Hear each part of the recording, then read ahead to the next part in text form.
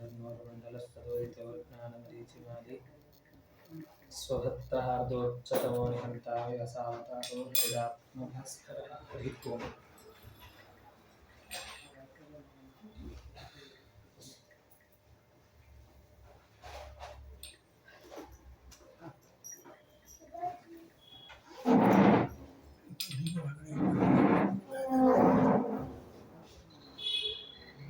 श्रीगुरुभ्यो नमः।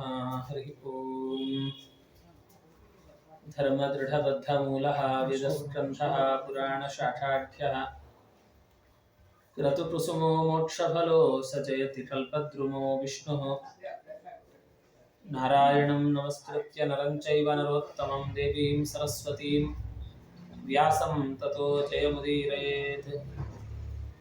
नारायणाय परिपूर्णरुणार्णवाय विश्वोदयस्थितिलयोन्यतिप्रदाय ज्ञानप्रदाय विबुधासुरसौख्यदुःखसत्कारणाय वितताय नमो नमस्ते। अभ्रमं भञ्जरहितमजडं विमलं सदा आनन्दतीर्थमतुलं भजे तापत्रयापहम्। आपादमौलिपर्यन्तं गुरूणामाकृतिं स्मरेत् तेन विघ्नाः प्रणश्यन्ति सिद्ध्यन्ति च मनोरथाः। श्रीगुरुभ्यो नमः। हरिः ओम्। ಭಗವಂತ ಗರುಡ ದೇವರಿಗೆ ಅನೇಕ ಬಗೆಯಾಗಿರತಕ್ಕಂತಹ ತತ್ವಗಳನ್ನು ಉಪದೇಶ ಮಾಡುತ್ತಾ ಮುಂದೆ ಆತುರದಾನದ ಬಗ್ಗೆ ನಿರೂಪಣೆಯನ್ನು ಮಾಡಿದ್ದಾನೆ. ಅಂದರೆ ಒಬ್ಬ ವ್ಯಕ್ತಿಗೆ ಅಂತ್ಯಕಾಲ ಅನ್ನುವಂಥದ್ದು ಸಮೀಪಿಸಿದಾಗ ಒಂದೊಮ್ಮೆ ಅವರಿಗೆ ಗೊತ್ತಾಯಿತು ಅಂತಂದರೆ ಆಗ ಅವರ ಕರ್ತವ್ಯಗಳು ಏನು ಅಥವಾ ಅವರ ಸುತ್ತ ಇರುವಂತಹ ಜನರ ಕರ್ತವ್ಯ ಏನು ಅದರ ಬಗ್ಗೆ ಹೇಳ್ತಾ ಇದ್ದಾರೆ. ಸಾಮಾನ್ಯವಾಗಿ ಅಂತ್ಯಕಾಲ ಗೊತ್ತಾಗುವುದು ಕಷ್ಟ, ಅಥವಾ ಕೆಲವು ಸಂದರ್ಭಗಳಲ್ಲಿ ಗೊತ್ತಾಗಿರುತ್ತೆ. ತುಂಬ ವೃದ್ಧಾಪ್ಯ ಬಂದಿತ್ತು, ಅಥವಾ ಯಾವುದೋ ಒಂದು ವ್ಯಾಧಿಯಿಂದ ಅಂದರೆ ರೋಗದಿಂದ ತಾನು ಬಳಲ್ತಾ ಇದ್ದ, ವೈದ್ಯರು ಹೇಳಿಬಿಟ್ಟಿರ್ತಾರೆ ಹೆಚ್ಚು ಕಾಲ ಬದುಕುವುದಿಲ್ಲ ಹಾಗೆ ಅಂತ.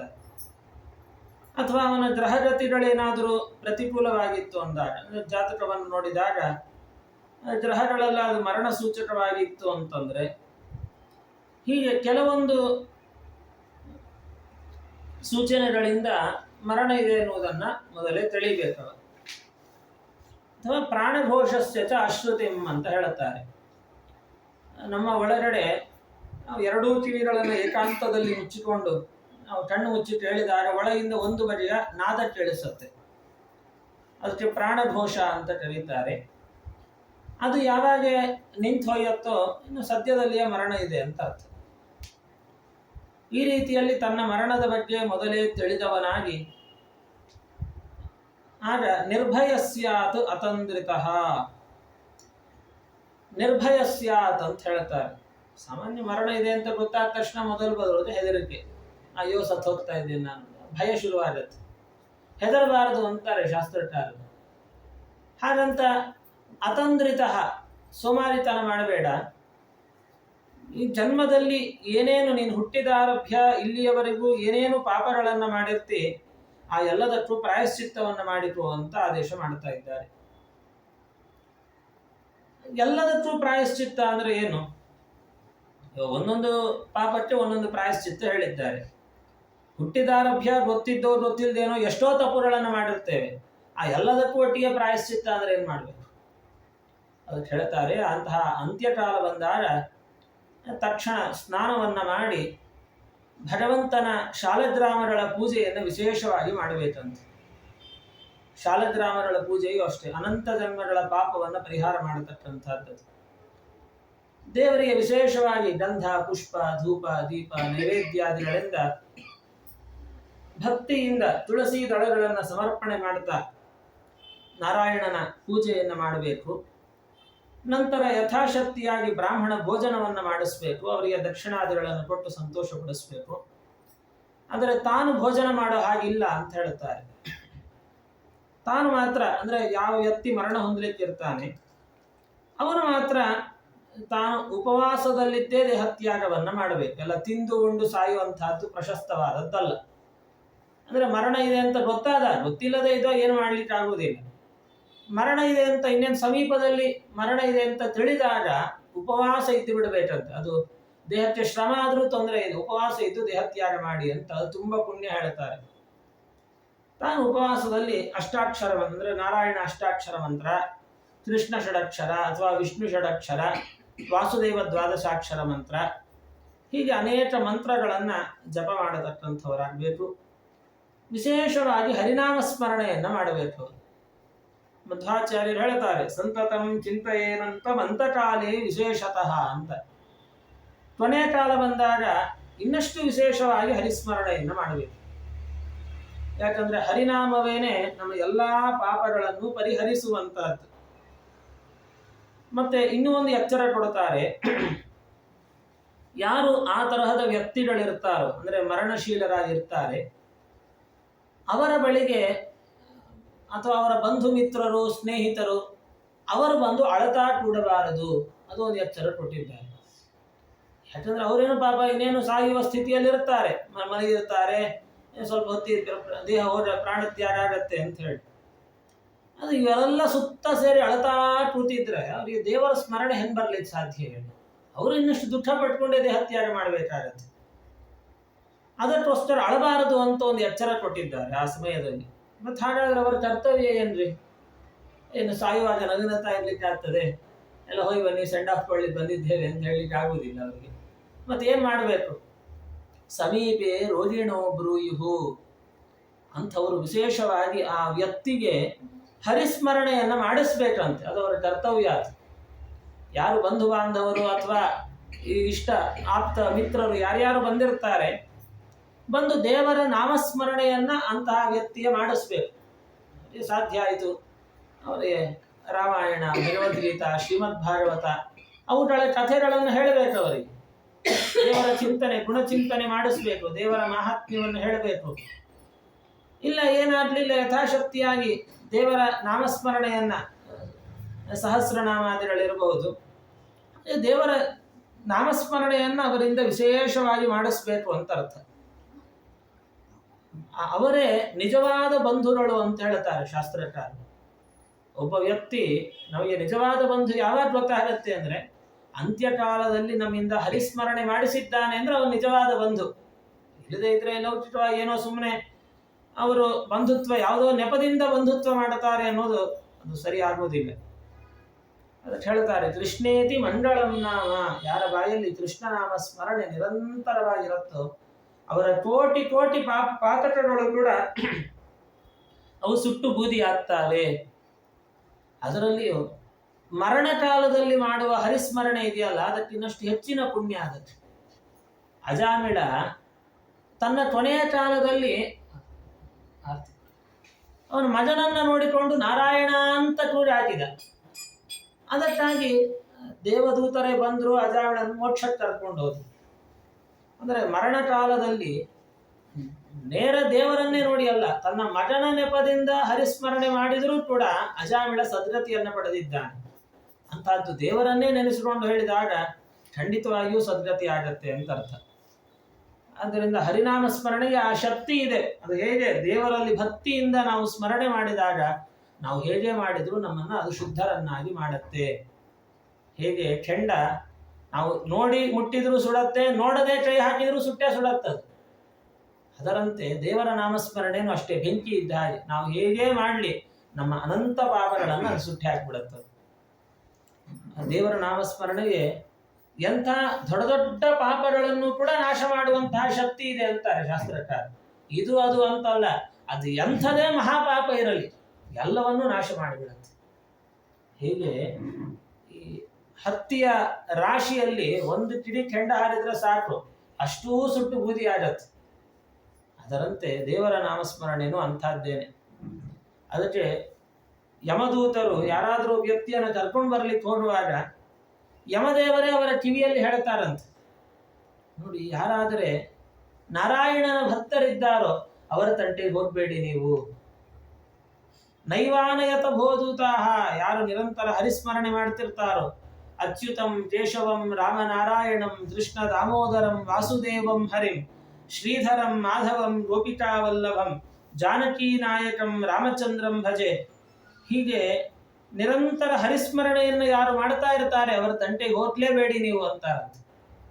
ಹಾಗಾದ್ರೆ ಯಾರನ್ನು ಕರ್ಕೊಂಡು ಬರಬೇಕು ಅಂದ್ರೆ, ಜಿಹ್ವಾನವತ್ತಿ ಭಗವದ್ಗುಣನಾಮಧೇಯಂ, ಯಾರ ನಾಲಿಗೆ ಒಮ್ಮೆಲೂ ಕೂಡ ನನ್ನ ಹೆಸರನ್ನು ಹೇಳುವುದಿಲ್ಲ, ಯಾರ ಮನಸ್ಸು ನನ್ನ ಪಾದಾರವಿಂದದ ಸ್ಮರಣೆ ಮಾಡೋದಿಲ್ಲ, ಯಾರ ಶಿರಸ್ಸು ಒಮ್ಮೆಲೂ ನನಗೆ ಅಂದರೆ ದೇವರೇ ಹೇಳುವಂತಹ ಮಾತುಗಳು ನನಗೆ ಬಾಗುವುದಿಲ್ಲ, ಅಂಥವರನ್ನು ಸೆಳೆಕೊಂಡು ಬನ್ನಿ ಅಂತ. ಅದನ್ನೇ ಯಮದೂತರು ಯಮದೇವರು ತಮ್ಮ ದೂತರಿಗೆ ಹೇಳ್ತಾರಂತೆ.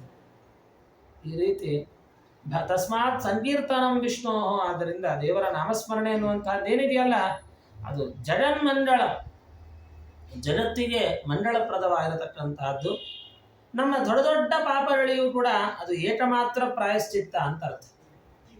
ನಾರಾಯಣನಲ್ಲಿ ಭಕ್ತಿ ಮಾಡ್ತಾ ನಾಮಸ್ಮರಣೆ ಮಾಡೋದಿದೆಯಲ್ಲ ದೊಡ್ಡ ಪ್ರಾಯಶ್ಚಿತ್ತ. ಅದೇ ಅವನಲ್ಲಿ ಭಕ್ತಿ ಇಲ್ಲದೆ ಅವನ ನಾಮಸ್ಮರಣೆ ಮಾಡದೆ ನಾವು ಬೇರೆ ಅದು ಎಷ್ಟು ಪ್ರಾಯಶ್ಚಿತ್ತ ಕರ್ಮಗಳನ್ನು ಮಾಡಿಕೊಂಡ್ರು, ಏನೋ ಹೋಮ ಮಾಡಿದ್ವಿ, ಜಪ, ತೀರ್ಥಕ್ಷೇತ್ರ ಯಾತ್ರೆ, ದಾನ, ವ್ರತ ಏನೇ ಮಾಡಿದ್ರು ಕೂಡ ಅವನ ನಾಮಸ್ಮರಣೆ ಭಕ್ತಿಯಿಂದ ಮಾಡಲಿಲ್ಲ, ನಾವು ಪವಿತ್ರ ಆಗ್ಲಿಕ್ಕೆ ಸಾಧ್ಯ ಇಲ್ಲ. ಅದು ಹೇಗೆ ಒಂದು ಮದ್ಯದ ಪಾತ್ರೆಯನ್ನು ತಂದು ನಾವು ಗಂಗಾ ನದಿಯಲ್ಲೇ ಹತ್ಕೊಂಡು ಬಂದ್ರೂ ಅದು ಕುಡಿಬಹುದು ಅಂತ ಆಗೋದಿಲ್ಲ. ಅದರ ವಾಸನೆ ಬಂದ್ರೆ ಸತೈಲ ಸ್ನಾನ ಮಾಡಬೇಕು, ಹುಟ್ಟ ಬಟ್ಟೆ ಮೇಲೆ ಹೋಗಿ ಮುಳಿದು ಹಾಕಬೇಕು, ಅಷ್ಟು ಪ್ರಾಯಶ್ಚಿತ್ತ ಹೇಳಿದ್ದಾರೆ ಶಾಸ್ತ್ರಕಾರರು. ಅದರಂತೆ ದೇವರಲ್ಲಿ ಭಕ್ತಿ ಇಲ್ಲದ ವ್ಯಕ್ತಿ ಅವನು ಎಷ್ಟು ಪ್ರಾಯಶ್ಚಿತ್ತ ಕರ್ಮ ಮಾಡಿದರೂ ಕೂಡ ಅವರು ಪವಿತ್ರನಾಗ್ಲಿಕ್ಕೆ ಸಾಧ್ಯ ಇಲ್ಲ. ಅದೇ ದೇವರಲ್ಲಿ ಭಕ್ತಿ ಮಾಡುವಂತಹ ಎಂದೂ ಕೂಡ ಯಮಧರ್ಮರಾಜರನ್ನಾಗ್ಲಿ ಅವರ ದೂತರನ್ನಾಗ್ಲಿ ಸ್ವಪ್ನದಲ್ಲಿಯೂ ನೋಡೋದಿಲ್ಲ ಅಂತ ಹೇಳ್ತಾರೆ. ಹೊರ ನೋಡೋದು ಹಾಗಿರಲಿ, ಸ್ವಪ್ನದಲ್ಲಿಯೂ ಕಾಣೋದಿಲ್ಲ ಅಂತೆ. ಆದ್ದರಿಂದ ಮರಣ ಕಾಲದಲ್ಲಿ ವಿಶೇಷವಾಗಿ ಹರಿಸ್ಮರಣೆ ಮಾಡ್ತಾ, ಅದರಲ್ಲೂ ಏಕಾದಶಿ ವ್ರತ ಇದೆಲ್ಲ ಮರಣ ಕಾಲದಲ್ಲಿ ಮುಕ್ತಿಪ್ರದವಾದದ್ದು ಅಂತ ಹೇಳಿದ್ದಾರೆ. ಏಕಾದಶಿ ವ್ರತವನ್ನ ಆಚರಣೆ ಮಾಡ್ತಾ ದೇಹತ್ಯಾಗ ಮಾಡಿದ್ದಾನೆ, ಅವನಿಗೆ ಒಳ್ಳೆಯ ಸದ್ಗತಿ ಆಗತ್ತಂತೆ.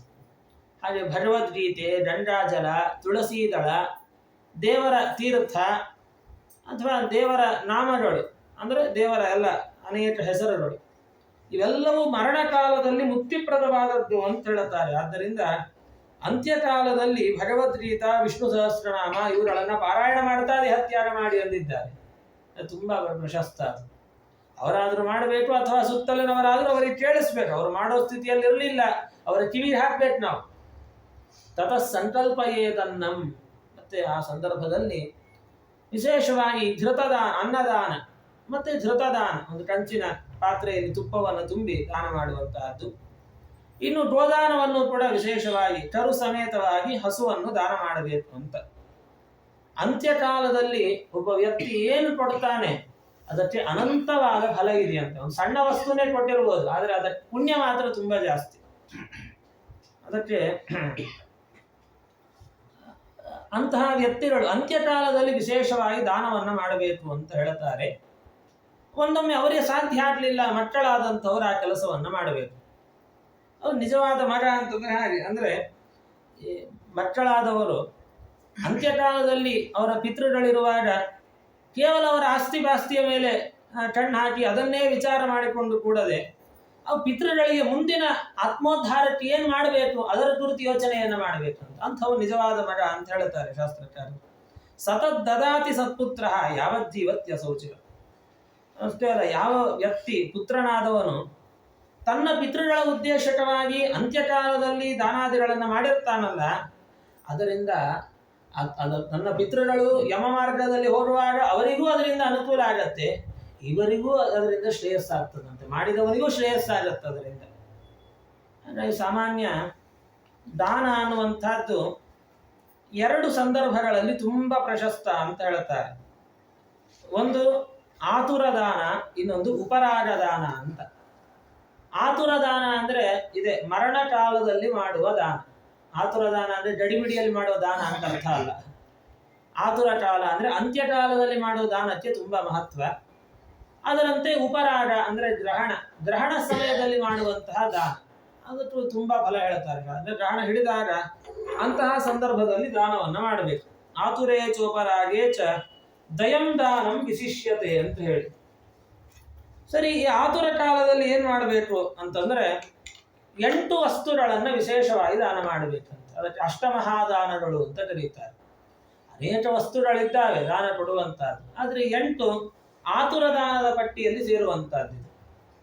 ಅದು ಯಾವುದು ಅಂದ್ರೆ, ಒಂದು ತಿಲಾಹ ಎಳ್ಳು, ಲೋಹ ಅಂದ್ರೆ ಕಬ್ಬಿಣ, ಮತ್ತೆ ಹಿರಣ್ಯ ಅಂದ್ರೆ ಬಂಗಾರ, ಟಾರ್ಪಾಸಹ ಅಂದ್ರೆ ಹತ್ತಿ, ಇನ್ನು ಲವಣ ಅಂದ್ರೆ ಉಪ್ಪು, ಧಾನ್ಯಗಳು, ಭೂಮಿ ಮತ್ತೆ ಗೋವು.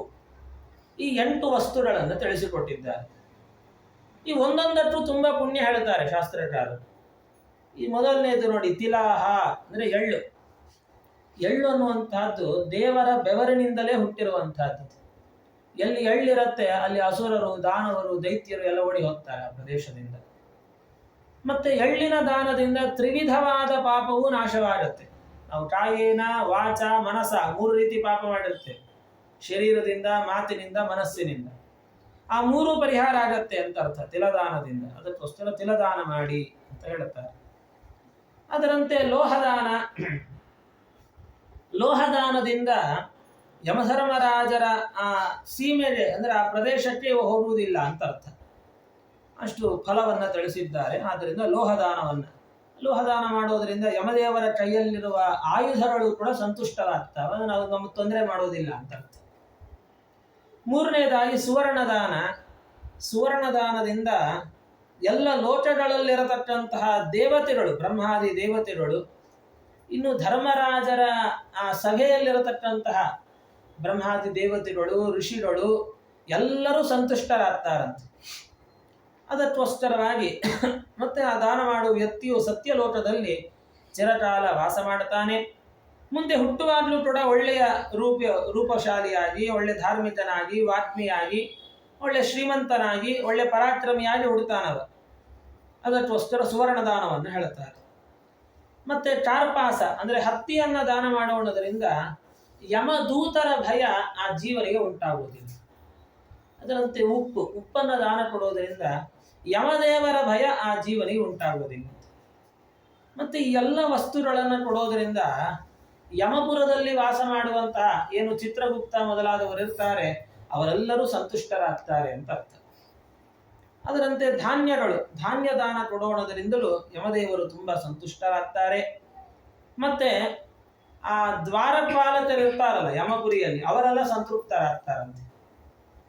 ಅದಕ್ಕೋಸ್ಕರ ಒಂದು 7 ಬಗೆಯ ಧಾನ್ಯ ಅಂದ್ರೆ ಈ ಗೋಧಿ, ಅಕ್ಕಿ, ಹೆಸರು ಬೇಳೆ, ಉದ್ದಿನ ಬೇಳೆ, ಕಡ್ಲಿ ಬೇಳೆ ಇತ್ಯಾದಿ ಎಲ್ಲ ಸೇರಿಸಿಕೊಂಡು, ತೊಗರಿ ಬೇಳೆ ಇಂಥದ್ದೆಲ್ಲ ಸೇರಿಸಿಕೊಂಡು ಒಂದು 7 ಬಗೆಯ ಧಾನ್ಯಗಳನ್ನು ದಾನ ಮಾಡಬೇಕು ಅಂತ ತಿಳಿಸಿದ್ದಾರೆ. ಅನಂತರದ್ದು ಭೂದಾನದಿಂದ ಪುನಾತಿ ಬ್ರಹ್ಮಹತ್ಯಾದಿ ಪಾತಕಗಳೆಲ್ಲವೂ ಕೂಡ ನಾಶವಾಗ್ತವೆ. ಮತ್ತೆ ಬೇರೆ ಭೂದಾನದಿಂದ ವಿಶೇಷವಾದ ಪುಣ್ಯ ಪ್ರಾಪ್ತವಾಗತ್ತೆ ಅಂತ ತಿಳಿಸಿಕೊಟ್ಟಿದ್ದಾರೆ. ಆ ಭೂದಾನ ಅಂತ ಯಾವುದೋ ಬಂಜರು ಭೂಮಿ ಆಗಿರಬಾರದು. ಪೃಥ್ವೀಂ ಸಸ್ಯ ಸಂಪೂರ್ಣ, ಚೆನ್ನಾಗಿ ಗಿಡ ಮರಗಳು ಬೆಳೆಯುವಂತಹ ಭೂಮಿ ಆಗಿರಬೇಕು. ವಾಸಕ್ಕೆ ಯೋಗ್ಯವಾದಂತಹ ಒಂದು ಭೂಮಿ ಆಗಿರಬೇಕು. ಅಂತಹ ಭೂಮಿಯನ್ನು ಕೊಡೋಣದರಿಂದ ಆ ವ್ಯಕ್ತಿ ಇಂದ್ರಭವನದಲ್ಲಿ ಎಲ್ಲರಿಂದಲೂ ಪೂಜ್ಯನಾಗಿ ವಾಸ ಮಾಡುತ್ತಾನೆ. ಅಷ್ಟೇ ಅಲ್ಲ, ಹೇಗೆ ಭೂಮಿಯ ಬೆಲೆ ದಿನೇ ದಿನೇ ಅಧಿಕ ಆಗ್ತಾ ಹೋಗುತ್ತೆ, ಭೂದಾನ ಮಾಡಿದವನ ಪುಣ್ಯವೂ ಕೂಡ ಅಷ್ಟೇ ದಿನೇ ಹೆಚ್ಚಾಗ್ತಾ ಹೋಗುತ್ತಂತೆ. ಅಂದ್ರೆ ಯಾರು ತಗೊಂಡಿರ್ತಾರೆ ಅವರೆಲ್ಲ ಎಷ್ಟು ಕಾಲ ವಾಸ ಮಾಡಿ ಧಾರ್ಮಿಕ ಕಾರ್ಯಗಳನ್ನು ಮಾಡಿಕೊಂಡಿರ್ತಾರೆ ಅಷ್ಟು ಕಾಲ ಇವರ ಪುಣ್ಯನೂ ಅತ್ಯಧಿಕ ಆಗ್ತಾ ಹೋಗುತ್ತೆ ಅಂತ ಅರ್ಥ. ಆ ರೀತಿ ಆದ್ದರಿಂದ ಯಾರಿಗೆ ಭೂದಾನ ಮಾಡುವಂತಹ ಅಂದ್ರೆ ಪ್ರತ್ಯಕ್ಷ ಭೂದಾನ ಮಾಡುವ ಶಕ್ತಿ ಇದೆ ಅಂಥವರು ಭೂಮಿಯನ್ನೇನೆ ದಾನವನ್ನು ಮಾಡಬೇಕು.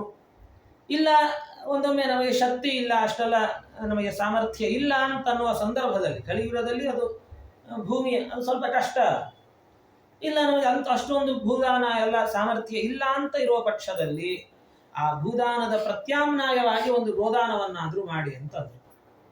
ಮತ್ತೆ ಮುಂದಿನದ್ದು ಗೋದಾನವೇ ಅಂದ್ರೆ ಅದು ಬೇರೆ, ಭೂದಾನ ಪ್ರತ್ಯಾಮ್ನಾಯ ಗೋದಾನ ಬೇರೆ ಮಾಡಬೇಕು. ಆ ಗೋದಾನದಲ್ಲಿಯೂ 5 ಬಗೆಯ ನೋವುಗಳನ್ನು ಹೇಳುತ್ತಾರೆ. 5 ಗೋದಾನ ಕನಿಷ್ಠ ಮಾಡಬೇಕಂತೆ. ಒಬ್ಬ ವ್ಯಕ್ತಿ ತನ್ನ ಜೀವಕಾಲದಲ್ಲಿ ಒಂದು ಅಂಥಧೇನು ದಾನ, ರುದ್ರಧೇನು, ಋಣಧೇನು, ಮೋಕ್ಷಧೇನು ಮತ್ತೆ ವೈತರಣಿ ಧೇನು ಅಂತ ಹೇಳಿ ಈ 5 ಬಗೆಯ ಗೋವುಗಳನ್ನು ದಾನ ಮಾಡಬೇಕಂತೆ. ಈ ಗೋದಾನದಿಂದ ಮನುಷ್ಯ ತಾನು ಮಾಡಿರುವ ಎಲ್ಲ ಪಾಪಗಳು, ಅದು ಬಾಲ್ಯಾವಸ್ಥೆಯಲ್ಲಿರಲಿ, ಕೌಮಾರಾವಸ್ಥೆಯಲ್ಲಿ, ಯೌವನಾವಸ್ಥೆಯಲ್ಲಿ, ಅಥವಾ ವಯಸ್ಸಿನ ಪರಿಣಿತಿ ಬಂದ ಮೇಲೆ, ಅಥವಾ ಇಹ ಜನ್ಮದಲ್ಲಿ, ಜನ್ಮಾಂತರದಲ್ಲಿ ಏನೇನು ಪಾಪಗಳನ್ನು ಮಾಡಿರ್ತಾನೆ, ಹಗಲು ಹೊತ್ತಿನಲ್ಲಿ, ರಾತ್ರಿ ಹೊತ್ತಿನಲ್ಲಿ, ಸಂಧ್ಯಾಕಾಲಗಳಲ್ಲಿ, ಇನ್ನು ಕಾಯೇನ ವಾಚ ಮನಸ ಏನೇನು ಪಾಪ ಮಾಡಿರ್ತಾನೆ ಅದೆಲ್ಲವೂ ಗೋದಾನದಿಂದ ನಾಶ ಆಗುತ್ತೆ. ಅದರಲ್ಲಿಯೂ ಶುದ್ಧವಾದ ಕಪಿಲವರ್ಣದ ಗೋವು, ಒಂದು ರೀತಿ ಕಂದು ಬಣ್ಣದ ಹಸು, ಕಪಿಲವರ್ಣ ಅಂತ ಹೇಳ್ತಾರೆ. ಅದು ಕರು ಇರಬೇಕು, ಹಾಲು ಕೊಡ್ತಾ ಇರಬೇಕು. ಅಂತಹ ಯೋಗ್ಯವಾದಂತಹ ಗೋವನ್ನು ದಾನ ಮಾಡುವುದರಿಂದ ತಪೋವೃತ್ತ ಸಮನ್ವಿತೆ, ಎಲ್ಲ ಪಾಪಗಳು ಪರಿಹಾರ ಆಗ್ತವೆ. ಅದು ಯಾರಿಗೆ ಕೊಡಬೇಕು? ಎಲ್ಲ ದಾನಗಳನ್ನ ಅಂದ್ರೆ ತಪೋವೃತ್ತ ಸಮನ್ವಿತೆ ಅಂತ. ಯಾವ ವ್ಯಕ್ತಿ ಅನುಷ್ಠಾನಶೀಲನಾಗಿದ್ದಾನೆ, ಅಂದ್ರೆ ದೇವರ ಕುರಿತು ತಾನು ಜಿಜ್ಞಾಸೆಯನ್ನು ಮಾಡುತ್ತಾ ಒಳ್ಳೆಯ ಸದಾಚಾರ ಸಂಪನ್ನನಾಗಿ, ನಿತ್ಯ ಪೂಜಾದಿಗಳನ್ನ ವೈಶ್ವದೇವಾದಿಗಳನ್ನ ಮಾಡಿಕೊಂಡಿದ್ದು ಸದಾಚಾರ ಸಂಪನ್ನನಾಗಿ ತಪಸ್ಸು ಅಂದ್ರೆ ಸ್ವಾಧ್ಯಾಯ ಪ್ರವಚನಗಳು, ಅದು ದೊಡ್ಡ ತಪಸ್ಸದು. ತಾನು ಅಧ್ಯಯನ ಮಾಡುತ್ತಾ ಇರಬೇಕು, ಮತ್ತೊಬ್ಬರಿಗೆ ಅದನ್ನ ಪಾಠ ಹೇಳುವಂಥವನಾಗಿರಬೇಕು.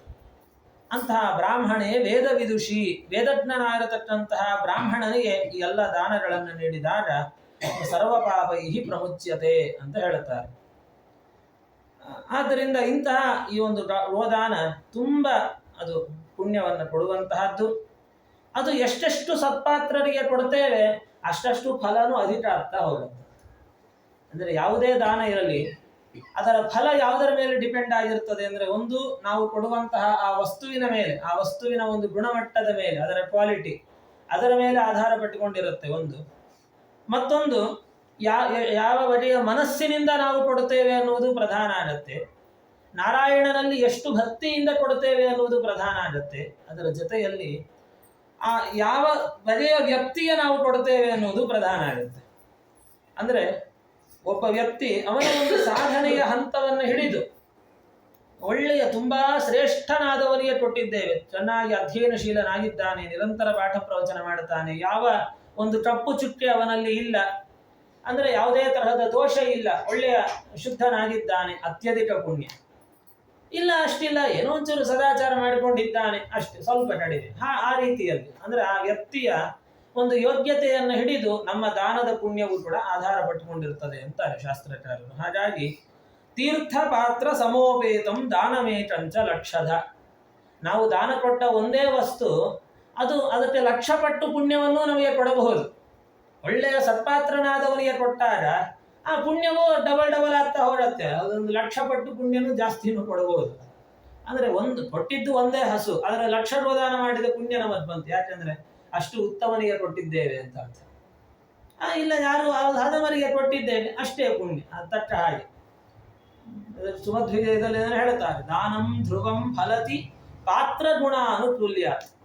ಯಾವ ಸತ್ಪಾತ್ರನಿಗೆ ಕೊಡುತ್ತೇವೆ ಅದರ ಮೇಲೆ ಫಲ ಅನ್ನುವಂಥದ್ದು ಆಧಾರ ಪಟ್ಟುಕೊಂಡಿರುತ್ತೆ. ಹಾಗಾಗಿ ದಾನ ಅನ್ನುವಂಥದ್ದು ಅದು ಸತ್ಪಾತ್ರನನ್ನು ನೋಡಿಕೊಡುವುದೇ ವಿನಃ ಅದು ಯಾವುದೋ ಒಂದು ಲೋಭದಿಂದಲೋ ಅಥವಾ ಏನೋ ಒಂದಷ್ಟು ಪದಾರ್ಥ ತಗೊಂಡೋಗಿರ್ತೇವೆ ದಾನ ಕೊಡ್ಲಿಕ್ಕೆ, ಏನೋ ಒಂದು ಖಾಲಿ ಮಾಡ್ಕೊಂಡ್ ಬಂದ್ರೆ ಆಯ್ತು, ಕಂಡವರಿಗೆ ಕೊಟ್ಟು ಕೃಷ್ಣಾರ್ಪಣ ಅಂದು ಖಾಲಿ ಮಾಡ್ಕೊಂಡ್ ಬಂದ್ರೆ ಆಯ್ತು ಅನ್ನೋದು ಸರಿಯಲ್ಲ.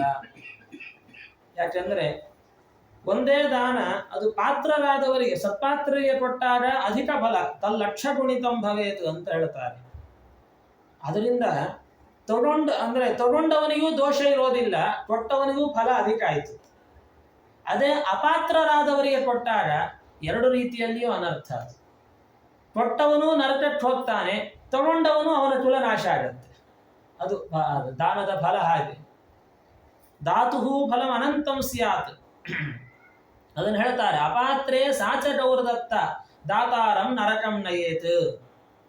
ಅಪಾತ್ರರಾದವರಿಗೆ ಕೊಟ್ಟಾಗ ಅಂದ್ರೆ ಯಾರಲ್ಲಿ ಯೋಗ್ಯತಾ ಇರೋದಿಲ್ಲ, ಅಧಿಕಾರ ಇರೋದಿಲ್ಲ, ಆದರೆ ಸುಮ್ಮನೆ ಏನೋ ಯಾವುದೋ ಒಂದು ಲೋಭದಿಂದ ಯಾರೊಬ್ಬರಿಗೆ ಕೊಟ್ರೆ ಆಯ್ತು, ಯಾರಾದ್ರೆ ಏನ್ರಿ ಅಂತ ಕೆಲವರು ಅಂತದೆಲ್ಲ ವಾದಗಳಿರ್ತಾರೆ. ಯಾರಿಗೆ ಕೊಟ್ರೆ ಏನ್ರಿ ಅಂತ. ಇನ್ನು ಕೆಲವರು ಇಲ್ಲ ನಮ್ಮವರಿಗೆ ಕೊಡಬೇಕು ಅಂತ, ಆ ರೀತಿ ಬಂಧುತ್ವ ವ್ಯಾಮೋಹಗಳು, ಅವು ಸಂಧ್ಯಾವಂದನೆ ಸಹಿತ ಮಾಡ್ತಾ ಇರೋದಿಲ್ಲ ಅಂಥವರಿಗೆ ಒಟ್ಟು ದಾನ ನಮ್ಮವರು, ಇವರಿಗೆ ಕೊಡದೆ ಇನ್ಯಾರಿಗೆ ಕೊಡಬೇಕು ಅಂತ. ಅಪಾತ್ರರಾದವರಿಗೆ ನಾವು ದಾನ ಮಾಡಿದಾಗ ಅದು ದಾತಾರಂ ನರಕಂ ರಜೆ, ಕೊಟ್ಟವನಿಗೂ ಅನರ್ಥ, ತಗೊಂಡವ ಇದ್ದಾನಲ್ಲ ಕುಲೈಕ ಶತ ಸಂಯುಕ್ತಂ, ಅವನ 101 ಕುಲ ಗೃಹೀತಾರಂತು, ಗೃಹೀತರು ಅಂದ್ರೆ ತಗೊಂಡವ, ಗೃಹೀತಾರಂತು ಪಾತಯೇತ್, ಅವನನ್ನು ಕಳಗಿ ಹಾಕ್ತದೆ ಆ ದಾನ. ಯಾಕಂದ್ರೆ ದಾನ ಅನ್ನುವಂತಹದ್ದು ಬರೀ ಏನೋ ಒಂದು ದುಡ್ಡು ಬರುತ್ತೆ ಅಥವಾ ವಸ್ತು ಬರ್ತದೆ ಅಂತ ಯೋಚನೆ ಮಾಡುವುದಲ್ಲ, ಅದರ ಹಿಂದೆ ಅವನು ಕೊಟ್ಟವನ ಪಾಪಗಳೆಲ್ಲವೂ ಇವನಿಗೆ ಟ್ರಾನ್ಸ್ಫರ್ ಆಗ್ತಾ ಇದೆ, ಅದರ ಎಚ್ಚರ ಇರಬೇಕಂತ.